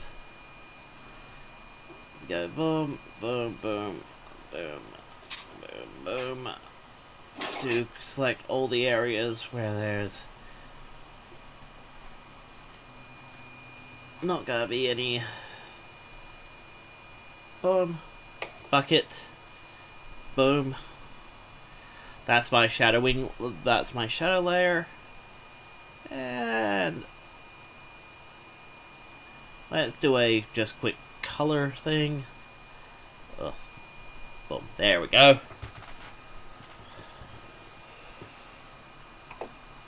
Now I might correct some things here and there. It's just now it's getting on to midnight for me.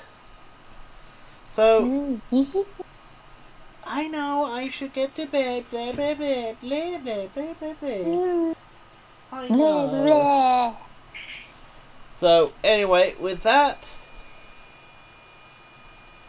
it's not Slipstream and Novastorm. Okay? Nope.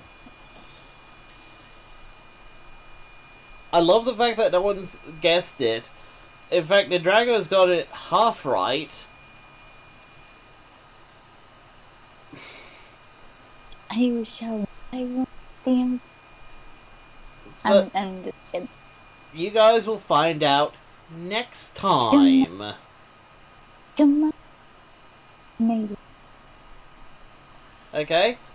Till then, I've been Techie, you've been fantastic, and I'll see you all tomorrow for the tabletop game, okay? Be there. Okay. Bye-bye. See you tomorrow.